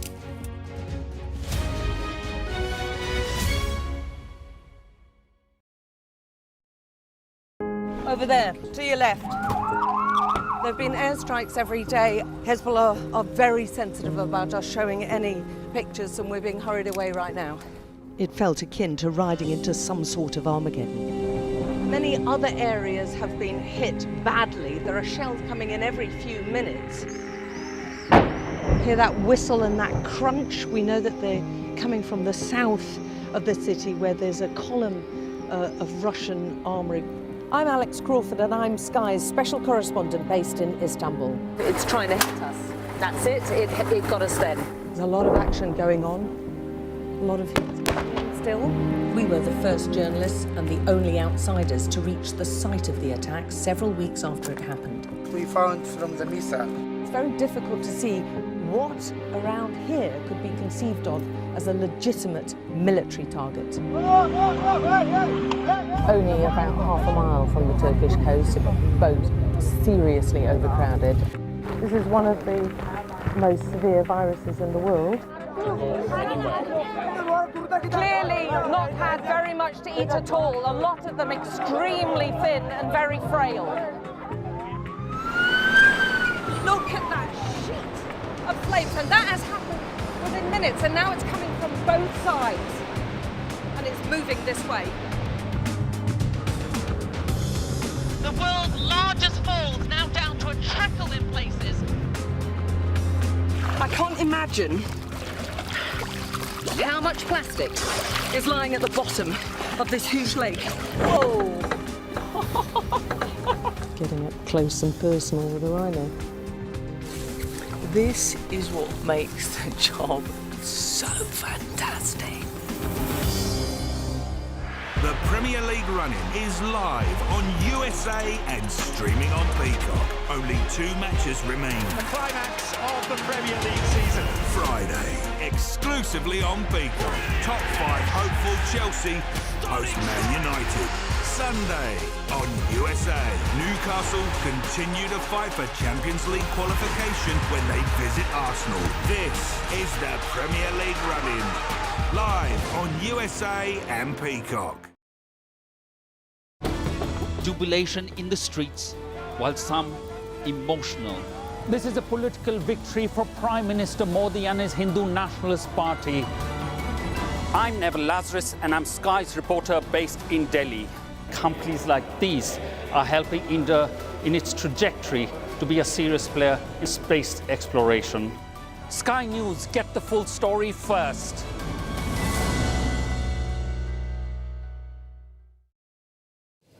Welcome back. As Tamara Cohen told us earlier, the Prime Minister is in Albania ahead of the EPC meeting, which kicks off tomorrow, but he's there already today. He's been speaking in the last couple of moments. Well, the growth figures are very good and very welcome, and I think they show the strength and resilience of the British economy and the potential. I don't think they should be seen in isolation because we've also had 4 interest rate cuts in a row, and what that shows is that in an uncertain world, particularly globally, this government is making the right decisions on growth. I'd be the first to accept there's more work to do, so we'll roll up our sleeves and get on with that. But this is very good news for the British economy, very good for working people across the country. Mari's here with us as well. And Mari, of course, we're due to hear from the Chancellor herself at a live event any moment now. And no doubt the government are keen to talk up today's data. Yeah, absolutely. They're going to want to show that actually this is just a flavour of what they can deliver. They've been criticised for the decisions that they've made over the past 10 months or so. Unpopular decisions around winter fuel, but also unpopular decisions around national insurance, for instance. Mel Stride was just on the programme speaking to you, trying to mount that attack again, saying, you know, the jobs tax and the employment rights bill and all those things are still going to harm the economy. But the government is essentially saying, actually, so far, so good. This is only an indication, but if things continue in this direction, if we start to see this as a bit of a trend, then clearly what we're doing is right. And at some point, Mel Stride and the Conservatives might have to change their attack line. I mean, what's really interesting, I think, on one level, the fastest growth in the G7 is literally a tagline that the Conservatives trumpeted. So, you know, you have to put them in their place when the other side's able to trumpet that exact tagline. You know, I thought the single best argument Mel Stride made pushing backwards is that the February figure if you're looking at just monthly data, was better than the March figure. So, you know, we can all say, oh, will this quarterly figure become a trend, in which case great news. But equally, he can legitimately say, well, will this monthly data become a trend, which would be a slowing rate of growth? So I think, you know, you put it all together and the kind of conclusion is this set of data was good and the government deserves to have their moment to trumpet it. But, you know, by no means do we know if this is going to continue and if this is the start of a positive year. Yeah, exactly. And also the figure that really does matter as well is GDP per capita. So people want to know and feel that they are getting better, their lives are getting better, food is getting more affordable in the shops, they might be able to go for a pint on a Friday night. Those kinds of things are really the way that people measure whether politicians are delivering or not, rather than all the numbers and the jargon that we love to delve into. That is really what people at home care about. And if they feel that when they go to the supermarket, you know, that bag of rice has gone up a huge amount, that is what they get angry about and that is what they blame the government for. A pint on a Friday night or a Thursday night, for that matter. Well, for us, it's always a Thursday. Thursday, why wait till the night, frankly? Exactly. Finish in an well, hour. when you've been up so early, I think midday is pretty safe. Well, that's... or 11. Just quickly, finally, what about the discussions on Brexit and illegal immigration with Mel Stride? Yeah, that was really interesting. So our Deputy Political Editor, Sam Coates, got a great scoop yesterday about Chris Philp, who is the Shadow Home Secretary, he used to be a Home Office Minister, where essentially he admitted on this leaked voice recording that Brexit had made it harder to send illegal migrants back to a different country in the EU where they may have already claimed asylum. Mel Stride was saying, nothing to see here, he's stating the obvious, but the difficulty is that they were saying that actually it gives us more control over our borders. The difficulty is, the Labour attack line is, you lost control of the borders while getting more control of the borders, which is slightly ironic. Mark, great stuff with that. Now, just working out if we are going to take this break at the end of the hour or not, because I believe the Chancellor is due on stage any moment, but she's not there yet. So we will take a very quick break and we'll be back with you with, of course, all of the day's news, including coming from the Middle East, coming from Qatar ahead of the President's departure from Qatar onto the UAE. Yalda will be with us with that. We'll also be back with the Chancellor live in Derby in just a few moments. Don't go nowhere.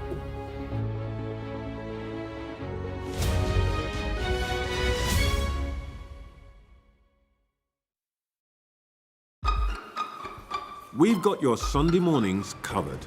From the front page and the sounds of the streets to the voices of the people who make the major calls and big picture politics beyond Westminster. We'll put you at the heart of our story. I'm ready. Are you? Join me, Trevor Phillips, Sunday mornings on Sky News.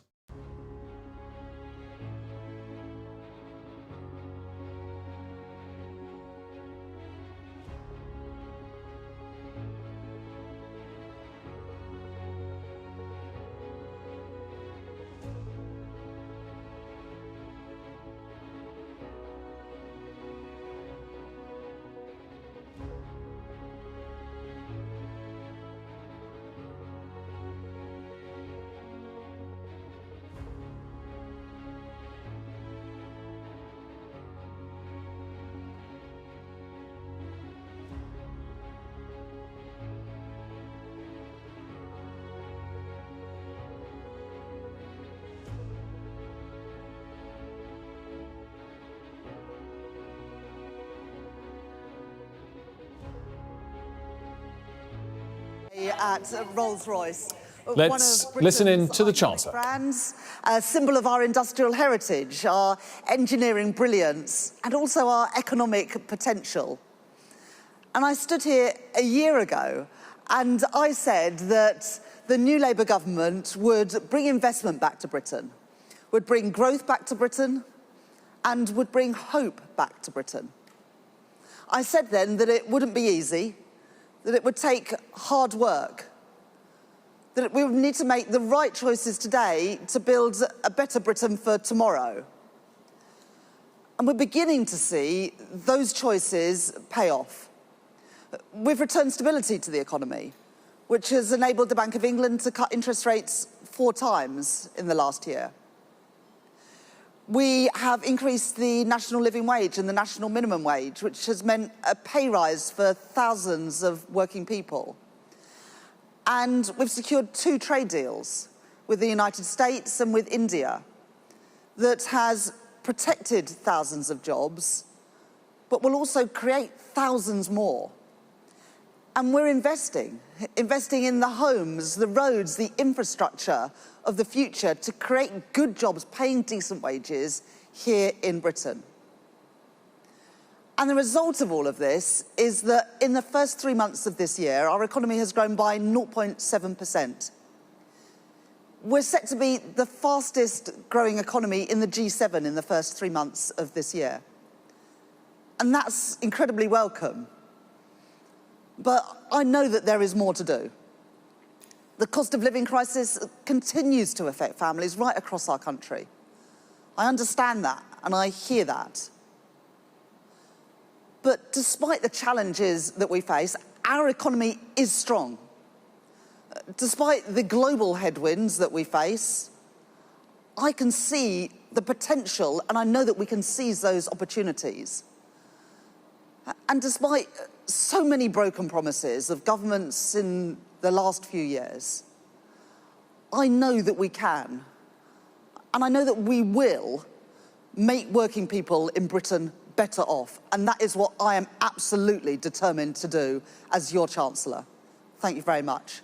Thank you. Thank you, everyone. Thank you.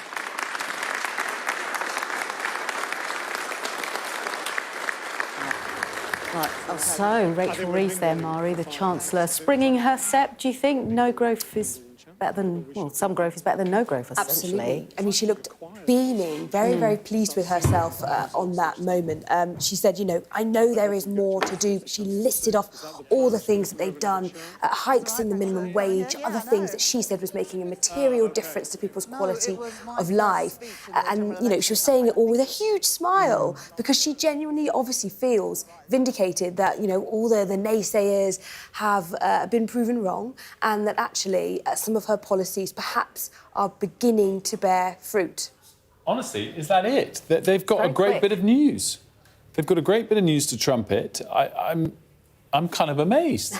I thought this was going to go on longer. I thought she'd welcome questions. Yeah, I think I'm assuming she's going to maybe perhaps reposition, meet some of the people at the factory and then maybe do a Q&A. Right. I'd be very surprised if that was the end of that. But you never know, but I'd be surprised. Never know, but very interesting. I mean, again, all the discussion we've had as well, whether it's with Ed Conway or some of the guests, do suggest this is better than expected. It's a moment that they deserve to pause and trumpet, but it doesn't solve her problems. And I just bring back to the point of the latest borrowing costs in the UK.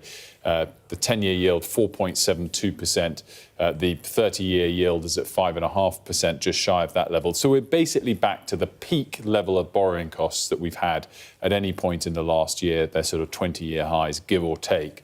And it does therefore mean, as we approach the autumn statement, while this growth is better, it's not higher to the same extent the borrowing costs are, and she's going to face a crunch point one way or another. Exactly. There's going to be a gap that is going to need to be filled, and the question will be, where does she fill it? How does she fill it?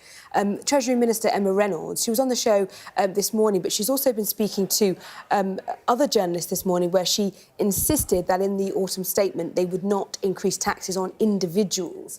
So it sounds like we're starting to get a bit of that pitch rolling for potential more taxes, but on very specific areas, whether that be more taxes on businesses, although many businesses are saying this is far too much as it is. They are insistent they are not going to increase taxes on working people, for instance. That's the line we keep hearing from them. But it's really, really difficult if you do have this huge gap to fill. Well, it's sort of madness because 70% of the tax take comes from national insurance contributions, income taxes and VAT. So if the promise there, and I'm not quite sure Emma Reynolds necessarily has also the kind of knowledge yet or authority to make that promise. But if it's this promise to keep those three held again, then you're again clutching at straws. It sort of has to be one of those if it's going to be a significant tax rise, which I guess we'll wait and see. In terms of the sort of look ahead to next week, Mari, and this came up with both the government and Labour as well, the question, of course, comes to what can be announced with the EU.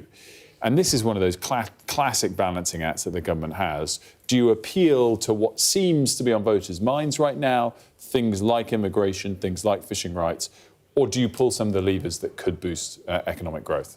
Yeah, I found there was a really fascinating moment in your interview with Emma Reynolds where you asked her specifically about fishing rights, and you said, you know, is that a decent exchange? Are we happy to essentially sacrifice fishing rights in order to get a boost to growth? And she replied to you saying it was too expensive to import many parts for small businesses. They wanted to reduce frictions for small businesses in the UK, and she said we've got to ensure that we have a better, a closer relationship with the EU. That to me sounds like a yes, and therefore these trade-offs are always uncomfortable.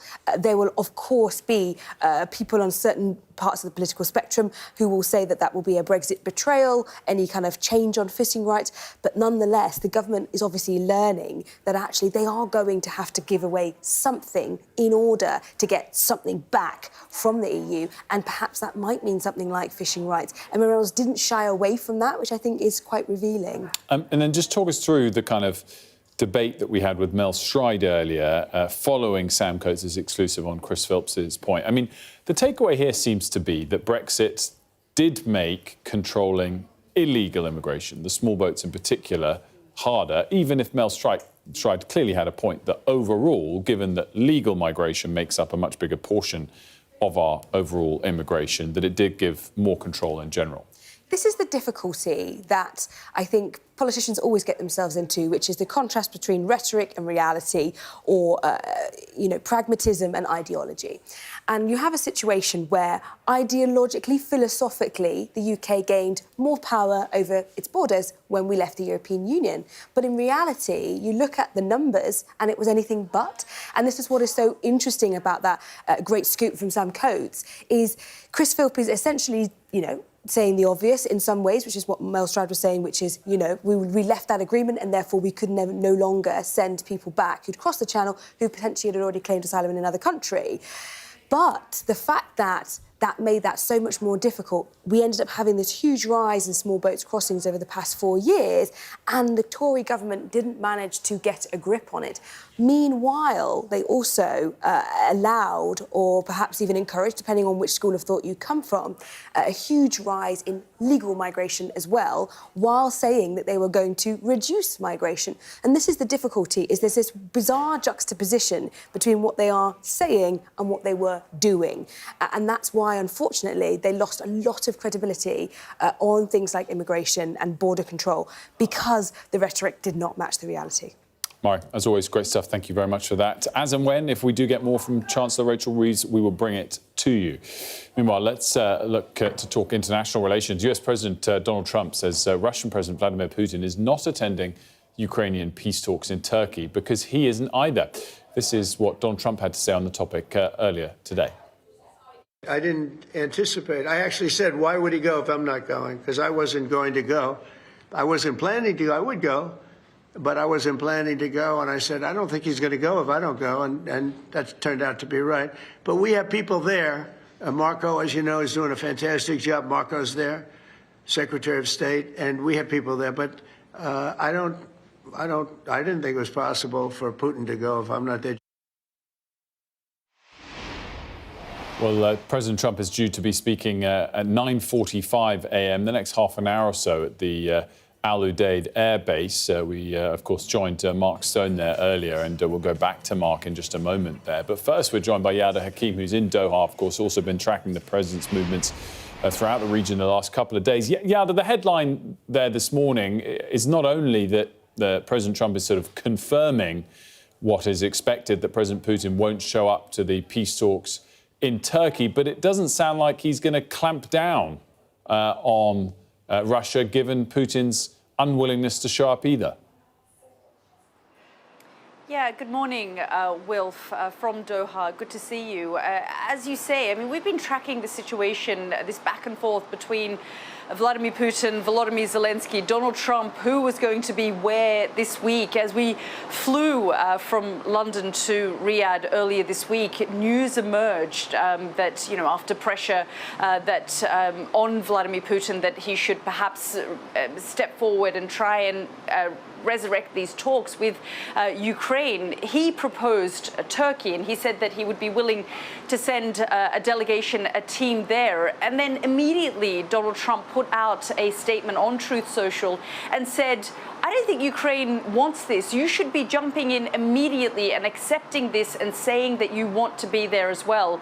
Volodymyr Zelensky, to be fair to him, for his part, then stepped in, put out a statement, said, look, I'll personally go. If Vladimir Putin wants to come face to face with me and actually is serious about ending the bloodbath, then let's sit down. I'll go there personally and come face to face with Vladimir Putin. Let's put an end to this. So all week, we've been waiting to see what Vladimir Putin would do. No surprises that he's turned around and said that he wouldn't come. At one point, even though the White House spokesperson, Caroline Leavitt, said Donald Trump wasn't going to go, there were rumors circulating, because then Donald Trump hinted while he was here in the Middle East that maybe he would go. And even what you heard there, Wilf, him saying, you know, I wasn't going to go, so therefore Putin wasn't going to go, but, you know, I would go.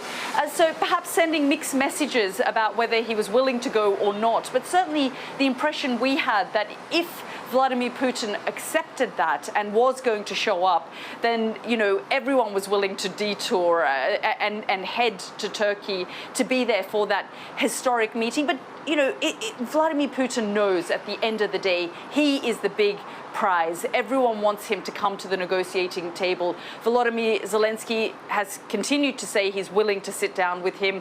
The Americans are pushing this. Marco Rubio, the Secretary of State, he was in Riyadh in Saudi a few months ago, sitting from across the room from the Russians, is now in Turkey and willing to be there as well. So we'll have to wait and see what happens after Donald Trump finishes giving his talk at the Al Udeid air base. And then, of course, he's due to travel on to the United Arab Emirates. He's going to be in Abu Dhabi, where we expect billions, trillions of dollars worth of deals to be signed, continuing the trend that has taken place across here in the Middle East, first in Saudi Arabia, then in Qatar, and then, of course, the last leg of his trip to the UAE.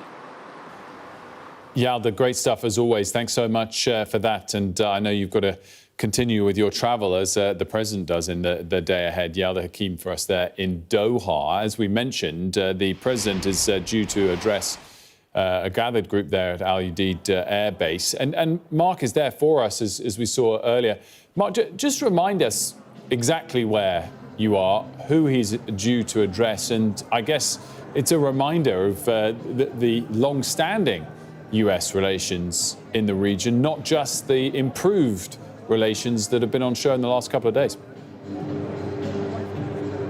Yeah, before I do, Wilf, just to pick up on a point that Yalda was making, I think the real challenge for Donald Trump now is that because he kind of chose to make this moment in Istanbul that may not now happen, probably won't happen, such a big moment in terms of Russia, Ukraine, he set the stakes so high, he encouraged Zelensky to go there, and then because the assumption was Putin would go, because that's now not happening, he needs to be seen to, as you said, react somehow. I've been wondering how, when he woke up this morning here in Qatar, he would react to the 11th hour decision by Putin to make clear that he is not going to go to Turkey. So the assumption would be that Trump would react angrily, perhaps with sanctions or whatever else, because remember, I think at the last count, 74 senators in the United States have signed up to a massive package of new sanctions against Russia. The problem, Wilf, with all that is that the talks, before there was any prospect of the leaders turning up, the talks were all about trying to engage and get a 30-day ceasefire. If you go in hard now with Putin on sanctions, then the prospects of a ceasefire with lower-level talks, well, they are blown out of the water as well. So that's the diplomatic challenge there. From that, though, to this, and from the gilded palaces of Arabia, we find ourselves in an airbase, the biggest airbase here, American airbase in the Middle East. That's an F-15 fighter jet there, and it is flanking a stage where Donald Trump will be a little bit later on today. He's running a bit late, I think, incidentally running late because he's got what's known as executive time this morning, where after a business meeting with business leaders, he's spending time in a sort of huddle with his staff, where he'll be looking at global issues, and I think there's no question that will be a moment where he privately works out what the next move with Putin is, what the next move with Gaza and Netanyahu is. Many challenges that he thought at the end of this week he might be able to have solved, and certainly set the stakes so high that the fall is going to be greater for him now if in Gaza and in Ukraine there is no breakthrough. But if the gilded palaces, Wilf, of Riyadh, Doha and Abu Dhabi later on are his kind of happy place, a place he feels comfortable, well, this certainly is too, because it feels a little bit like it's going to be a Trump rally. I imagine we will hear from Lee Greenwood later. There will be the theme tune, the MAGA theme tunes, YMCA, all of the rest of it, here in the deserts of Arabia. It feels kind of incongruous, although I guess every American president, when they come to this base, and they've all been here, they get the same treatment. The vibe is always very much the same. It's going to be a spectacle when he gets here in an hour or so. Mark, I'm interested in your take on the extent to which the domestic US audience is focused on this trip. I mean, part of that is stating the obvious. They always follow what their president's up to. But they also have less interest in international affairs domestically in the US than perhaps typically we do in the UK. Are they following this as closely as, ironically, we are? Very good question. Well, it is no coincidence that the timing of this rally is lunchtime here in the Middle East, which is the breakfast news shows in the United States. So although some of the other events over the past few days have taken place US time, middle of the night, this one not so. And actually, if we pan the camera around this way, you can see there is a bank of cameras here. All the US networks are here. They will all be carrying this speech live for a domestic audience. For Donald Trump, what he has tried to do throughout this trip is to remind anyone confused in the United States, Trump fan or otherwise, what he is doing in a faraway land, talking about faraway wars. Well, his answer to that is investment. I am getting Saudi money and I'm getting it invested in the United States. These massive deals. Boeing has signed a deal with Qatar Airways to supply, I think, more than 200 new planes.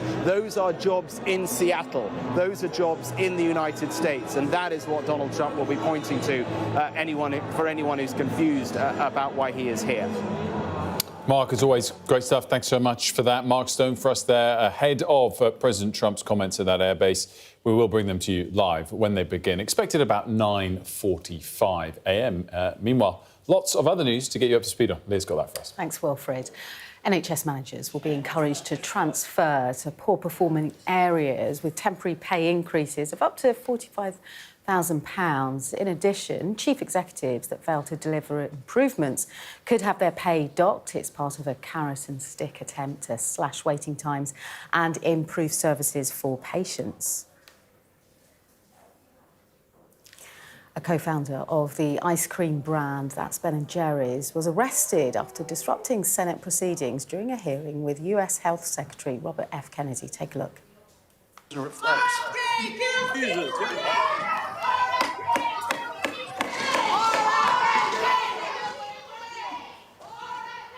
Ben Cohen accuses Congress of playing a role in the deaths of children in Gaza amid the Israel-Hamas war. Officers physically removed Cohen and 6 other protesters. Now, it turns out a copy of the Magna Carta, owned by Harvard Law School, is actually a rare original from the 14th century. The discovery by researchers at King's College London and the University of East Anglia means the document is just one of 7 from King Edward's 1300 issue of Magna Carta that survived. And football fans will be able to celebrate later into the night should England or Wales reach the semi-finals or the final of the Women's Euros in July. So the rules will extend trading services to 1 o'clock in the morning. The tournament is being held in Switzerland. And today marks the official beginning of what's being called water bathing season. It's a period which lasts until around September, where water quality is monitored across 451 locations by regulators to inform and protect swimmers. Yeah, great stuff. Thank you. Well, Sir Keir Starmer is in Albania today for an annual international political meeting, the EPC gathering. He's using the opportunity to reinforce his tough message on legal and illegal migration as well. Here he is speaking moments ago. It is totally unacceptable that anybody is getting on a small boat and crossing the Channel to the United Kingdom. The last government lost control of the borders. I'm determined that we'll retake control of the borders. That means that we've got to have a concerted effort to smash the gangs that are running this vile trade. We've carried out in the last few months many high-profile arrests across different parts of the world, working with partners like Iraq that haven't been possible in the past, seized a lot of assets, had returns agreements, maximum number of returns. But what we've done in our joint work with Albania is shown that by working with other countries, and this morning you saw law enforcement from Albania alongside law enforcement in the UK, we've driven down those numbers. I want to see more of that because I'm absolutely determined that we're going to clear up the mess that we've been left and make sure that we get the control that we need of our borders. And just those French police watching people getting into dinghies, how do you react to that footage? I want to see much stronger action taken across the piece here, whether it's arrests, seizing of assets, stopping people getting in boats, making sure that where people do get through, we return them. We've had maximum number of 24,000 people have been returned under this government. That's the highest record for nearly a decade. We've got to keep bearing down on this issue. Prime Minister there just moments ago. Let's bring in our political correspondent, Tamara Cohen, who's there travelling with the PM. Tamara, I guess we got a glimpse there of how he wants to focus this gathering, but it has broader topics when the leaders gather tomorrow too.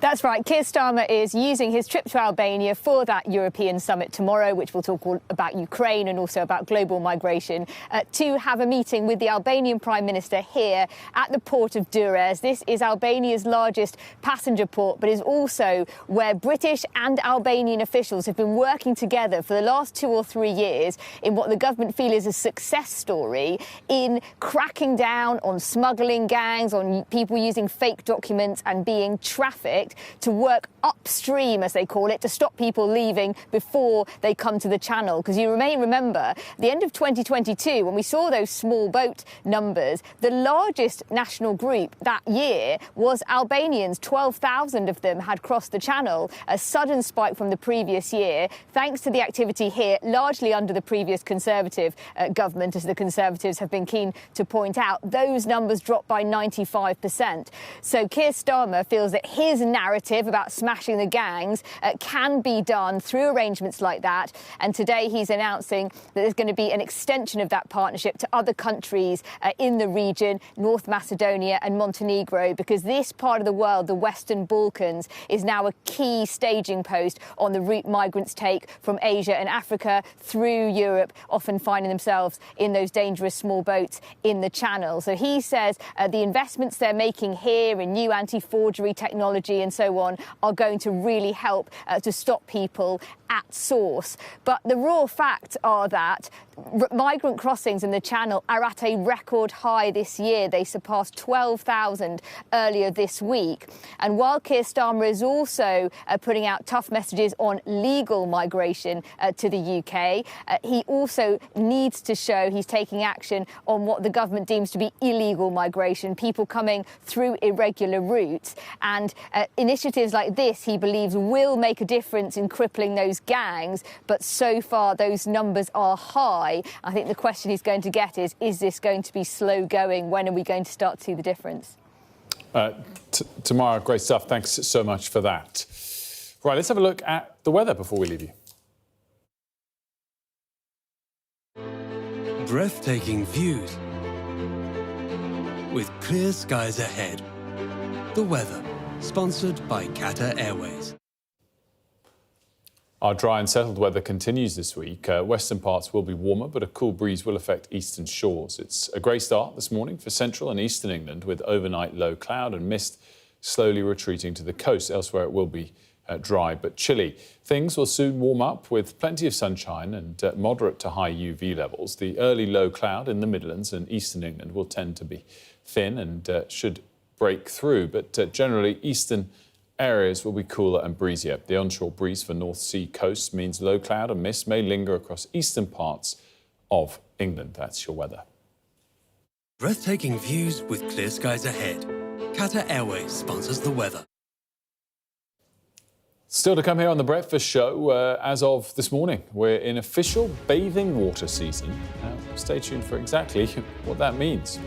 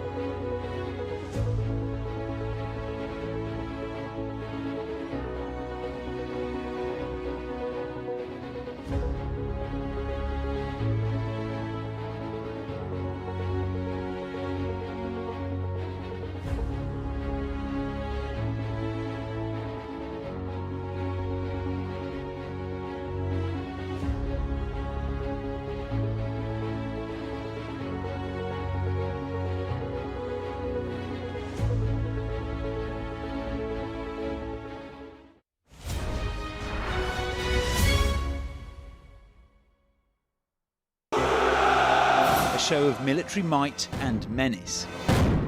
Why should the West trust you? Frankly, I don't care whether the West trusts us or not. Sky News. Get the full story first. Have a quick word for Sky News. Is the West right? Are you fueling Russia's war machine? American journalist Evan Gershkovich is on trial here, but was first on display.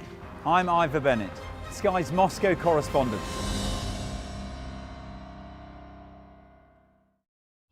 We arrive. A secret hospital hidden in the Myanmar jungle, treating the victims of this bloody war. This is Myanmar today. Its military rulers don't want the world to see, but we have. I fight for my own future. I fight for my generation's futures. This is an actual crime. They don't care for that. Myanmar army is only a couple of kilometers away. So this is a major humanitarian disaster.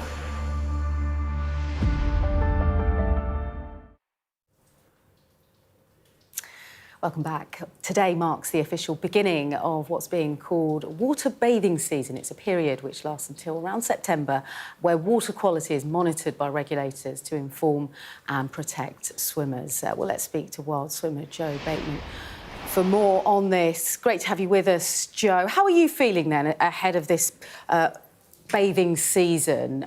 Because lots of different areas will be monitored, won't there, for pollution potentially, but are you quite confident? No. I mean, we've had very, very dry weather for the last couple of months, so there have not been any sewage dumps. That could all change, and I know with certainty that if we get rain, I mean, we don't even have to have very much rain down here, and South West Water start dumping sewage. So no, I'm not particularly confident. It's good news that the bathing water season is going to be extended to be year-round, because lots and lots of people use the water year-round, and it is an anachronism to, say that it's only between May and September. So that's good, but no, not confident. In terms of you as a wild swimmer, do you do it anyway all year round, or do you only start doing it once you get the readings of water quality? No, I go year-round, and most outdoor swimmers go year-round. There's an awful lot of them. If you came down to our beach any weekend or any other day, really, you'd see people going in the water year-round.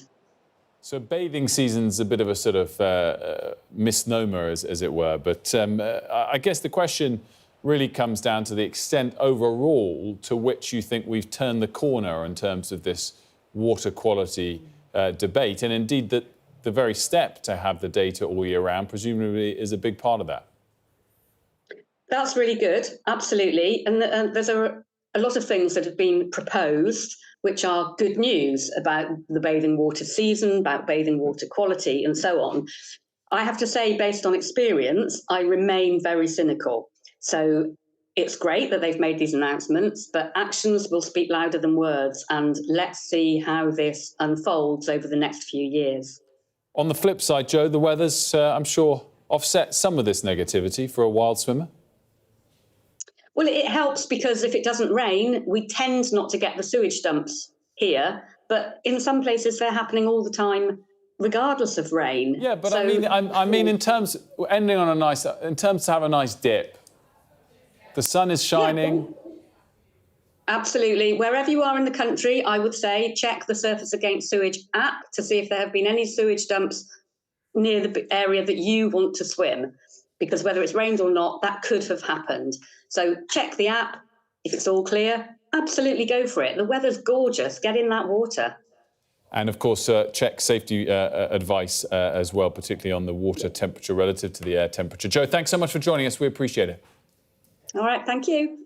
Joe Bateman there. Still to come here on The Breakfast Show, we'll be back out live to the Middle East on the latest interactions President Trump is having in the region.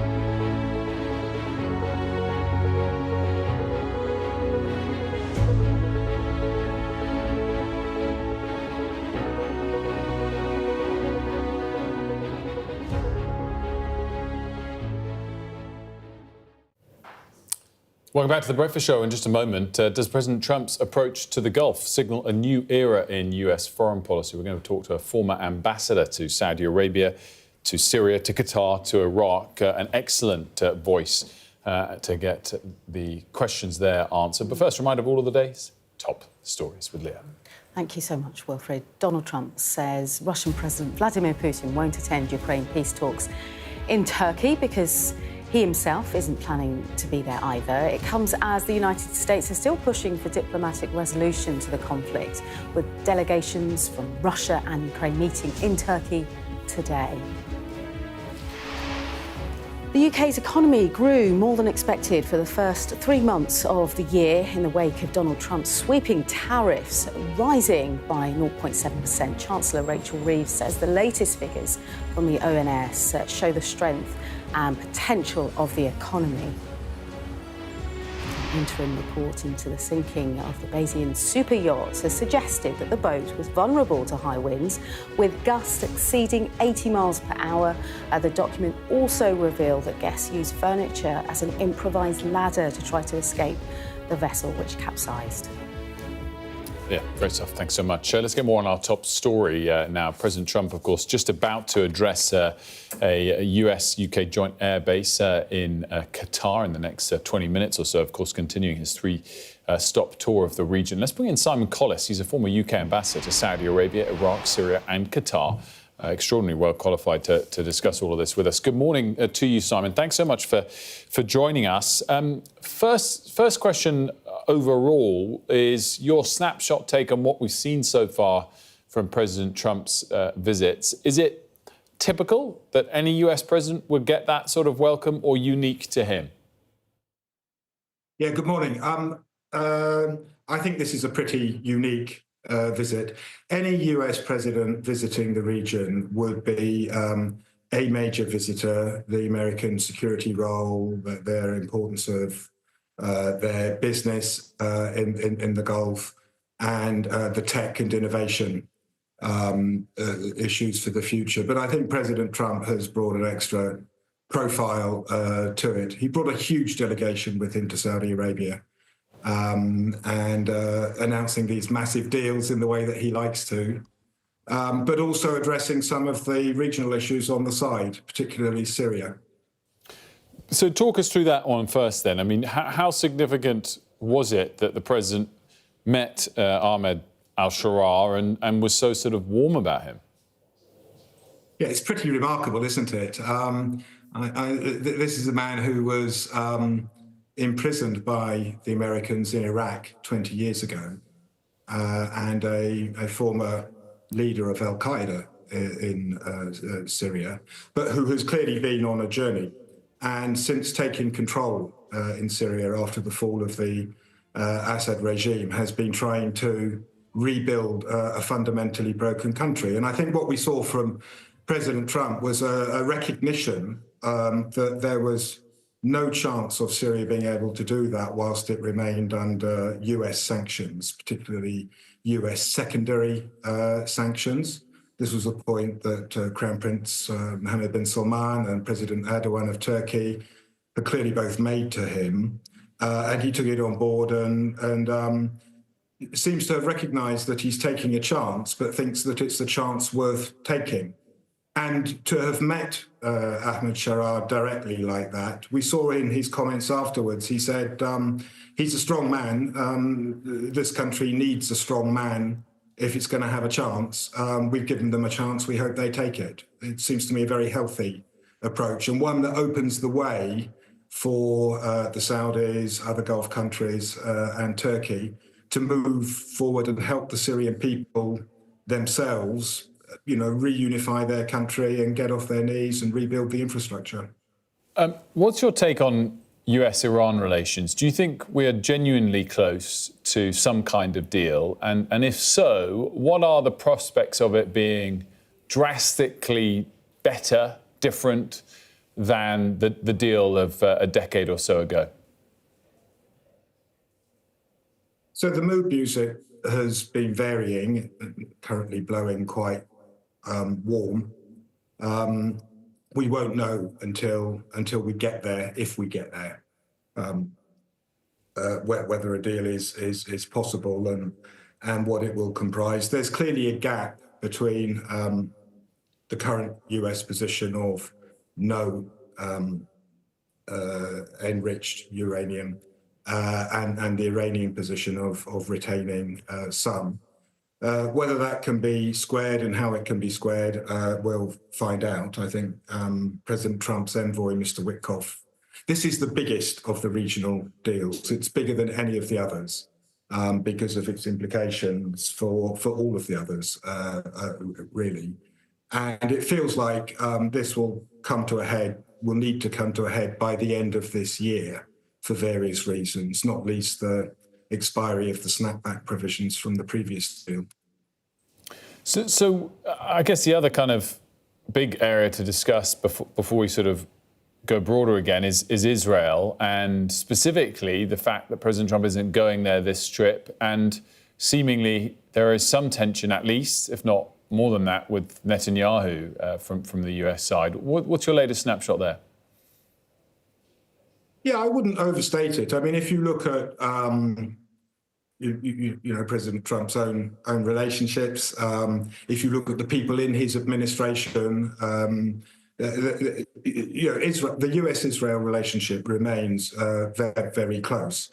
I think what may have changed recently is that several of the deals that Trump has made have clearly been decided by him on the basis of his view of American interests and without obvious Israeli involvement or veto rights. So the negotiation with Hamas to release the last American hostage that they were holding, the deal with the Houthis to end the conflict in the Red Sea, that was done without Israel. I think some of the business that was done with Saudi Arabia, some of those discussions have been done. This used to be discussed on the basis of this US-Saudi relationship will be part of a wider move that will involve Israel. Israel seems to have been reluctant to play that game, and the Americans and Saudis have decided to move on without them to build regional security where they can together and to build business where they can together. So Simon, sum it up for us. There's often a lot of scepticism or even criticism of President Trump and the extent to which he might talk up some of his achievements in the region and the size of some of the business deals, for example. But on that all-important topic of regional stability, do you commend what he's doing? Do you even celebrate it, or do you remain sceptical? Yeah, I think it is to be acknowledged and welcomed. I mean, obviously, there's bombast, there's exaggeration. Not every number should necessarily be taken at face value. But the nature of the US-Saudi relationship, and we've just seen with Qatar the huge announcements as well, these are big numbers. The Qatar deal has effectively saved Boeing, it seems. You look at the people who came with President Trump to Riyadh across tech, financial services, life sciences. It's just a hugely powerful relationship, and he's taken it to the next level, and that's good for both countries. I thought his key speech in Riyadh recognized the extent to which these countries have developed for themselves, by themselves, and this was something to be recognized and welcomed independently from the sort of, the contrast he drew was with the liberal global interventionists who spent billions of dollars failing to make a success of Baghdad. Really interesting, Simon. Thanks so much for joining us. Thank you.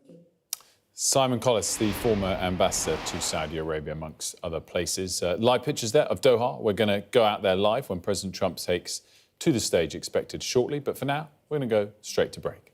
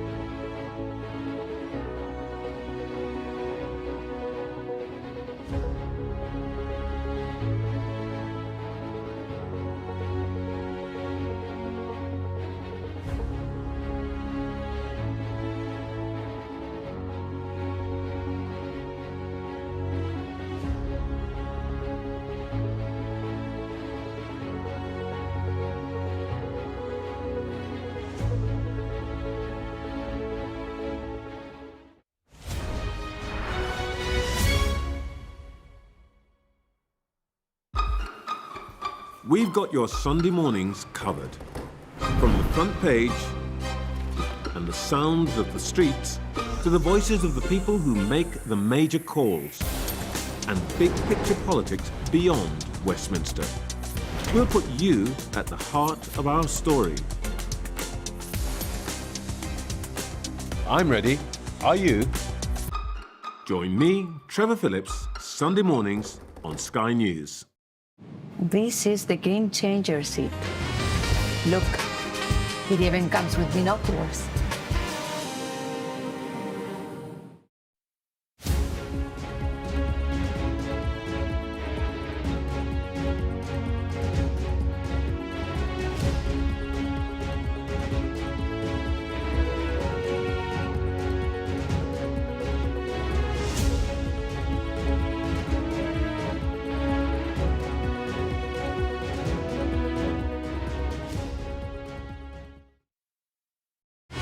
Fly Emirates, fly better.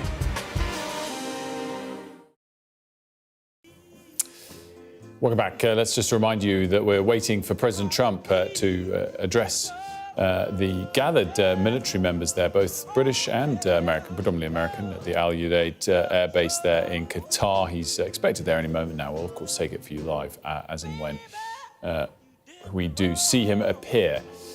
But first, as Parliament prepares to resume the debate on the assisted dying bill tomorrow, a coalition of leading social care and end-of-life organisations have told Sky News they're frustrated they haven't been involved in discussions about the role they'll play should it become law. Sky's health correspondent Ashish Joshi spoke to carers about their concerns.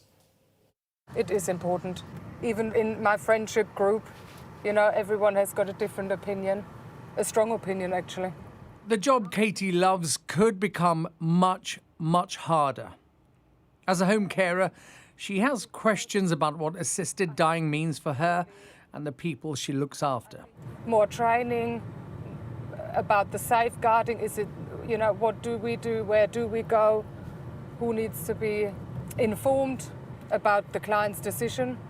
Katie cares for elderly and vulnerable people in the community, often with complex needs and multiple health conditions. You are there to make their life and also end of life bearable and as good as possible. But emotionally, it must be quite challenging for you. Yeah, I can't explain how I deal with it, but I think you have to be born to deal with it. The assisted dying bill will allow adults who are terminally ill, mentally competent, and have 6 months or less to live to choose to end their life. Hello. Hello. But a coalition of the country's leading health and social care organisations say their warnings aren't being heard. My favourite one. Give me my hug. Brenda and John have been together for almost 70 years. They get daily care visits. John's arthritis makes everyday tasks almost impossible. It's becoming more and more difficult with different parts of my body. My wife and I are together, and that's what we want. We would never want to be separated, despite the bickering. John used to own a business on this seafront in Southend. Coastal communities already face some of the worst health outcomes and care provisions in the country. This law could bring about the biggest change to our society since the Abortion Act of 1967, and that's why it's so important for the government to get this just right. But the home care sector doesn't feel like it has a voice in this very important conversation, and yet this is a law that could fundamentally change the relationship between an end-of-life carer and the person who relies on that support. And is she seeing lots of people she knows already? Yes. Caroline runs the home care company where Katie works. And despite all her experience in caring for elderly and sick people near the end of their lives, she says she's had no say in the assisted dying debate. I just need to know exactly how to train people. I need to know that we would be insured and protected should a family decide that one of our staff was accused of coercing someone or the other way around, talking someone out of a situation. Frailty wards like this one look after elderly patients who are acutely unwell. The British Geriatric Society says the assisted dying bill as it stands is both unworkable and unaffordable. They tend to dwell on younger people with cancer, but the reality is, in our country, the majority of people experiencing death, patients and families, are in fact older and with complex needs. Not just health needs, social needs too. But campaigners supporting assisted dying have told Sky News the amended bill includes specific training requirements around coercion and that assisted dying can only be discussed within the context of all end-of-life options. The assisted dying law, if passed, will bring a once-in-a-generation change for our country. And that's why it's so important every voice is heard. Ashish Joshi, Sky News. Well, if you've been impacted by that report, you can get help from the Samaritans by calling 116 123 or email joe@samaritans.org. Details are on the screen for you now. Now, delighted to say we can bring you some comments from the Chancellor, Rachel Reeves, following that GDP data that came in better than expected this morning. She's been talking to our Ed Conway. Welcome, 0.7% growth in just the first 3 months of this year, set to be the fastest growing economy in the G7. And you can see growth really across the piece, growth in services, growth in manufacturing, growth in business investment, exports, and also in household spending. And I think that reflects some of the choices we've made as a government, bring stability back to the economy, which has enabled the Bank of England to cut interest rates 4 times now, increase the minimum wage, putting more money in the pockets of working people, and securing 2 significant trade deals just last week that protects thousands of jobs, but can also help create thousands more. What part of it reflects the choices that you've made as a government? I think crucially bringing stability back to the economy. That stability gives businesses the confidence to invest and has also given the Bank of England the confidence to be able to reduce interest rates after all the hikes in interest rates that we saw in the last Parliament. And stability is the precondition, really, for a growing economy. So it follows from that, does it, that you're expecting strong growth in the following quarters as well, because that stability is not going away, right? Well, there's clearly economic headwinds, and the world is changing. We can see that all around us. But we are a strong economy. I do believe that we can seize the opportunities. The fact that we were the first country to secure a trade agreement with the United States is significant, and these numbers today are very welcome. Okay, so the fact that the Bank of England thinks that it's going back to 0.1% in the coming quarters, do you think that should be ignored, should it? Look, the numbers today are important. They show an economy that is growing across the board. I'm just talking about future quarters. Yes, and look, these numbers have surprised many people on the upside today, and they reflect the fact that... Surprise you as well. Well, we can follow the numbers very, very closely. We talk to businesses and we can see that there's a lot of investment going in at the moment, and we'll be setting out in the spending review this government's spending plans, including on infrastructure, on energy projects, on transport, on our housing in the spending review. But we are determined to work with business to seize the opportunities that are out there, and also to go around the world doing deals to help great British companies export around the world. Mari's here to discuss some of that. And by the way, more of Ed's interview will be on the next hour of Sky News today with the Chancellor. I can see exactly what Ed was trying to get at, and I can see exactly what she was pushing back on, which was basically to say, will you commit with confidence that this positive set of growth figures we got this morning will continue in the months ahead? And of course, she pointed to difficult global factors. I think that kind of says it all. There was something to celebrate this morning, no doubt about it. Do we have confidence it's going to continue like this? Perhaps not. And do we get a little glimpse there of what the government's pushback might be in months ahead if it slows?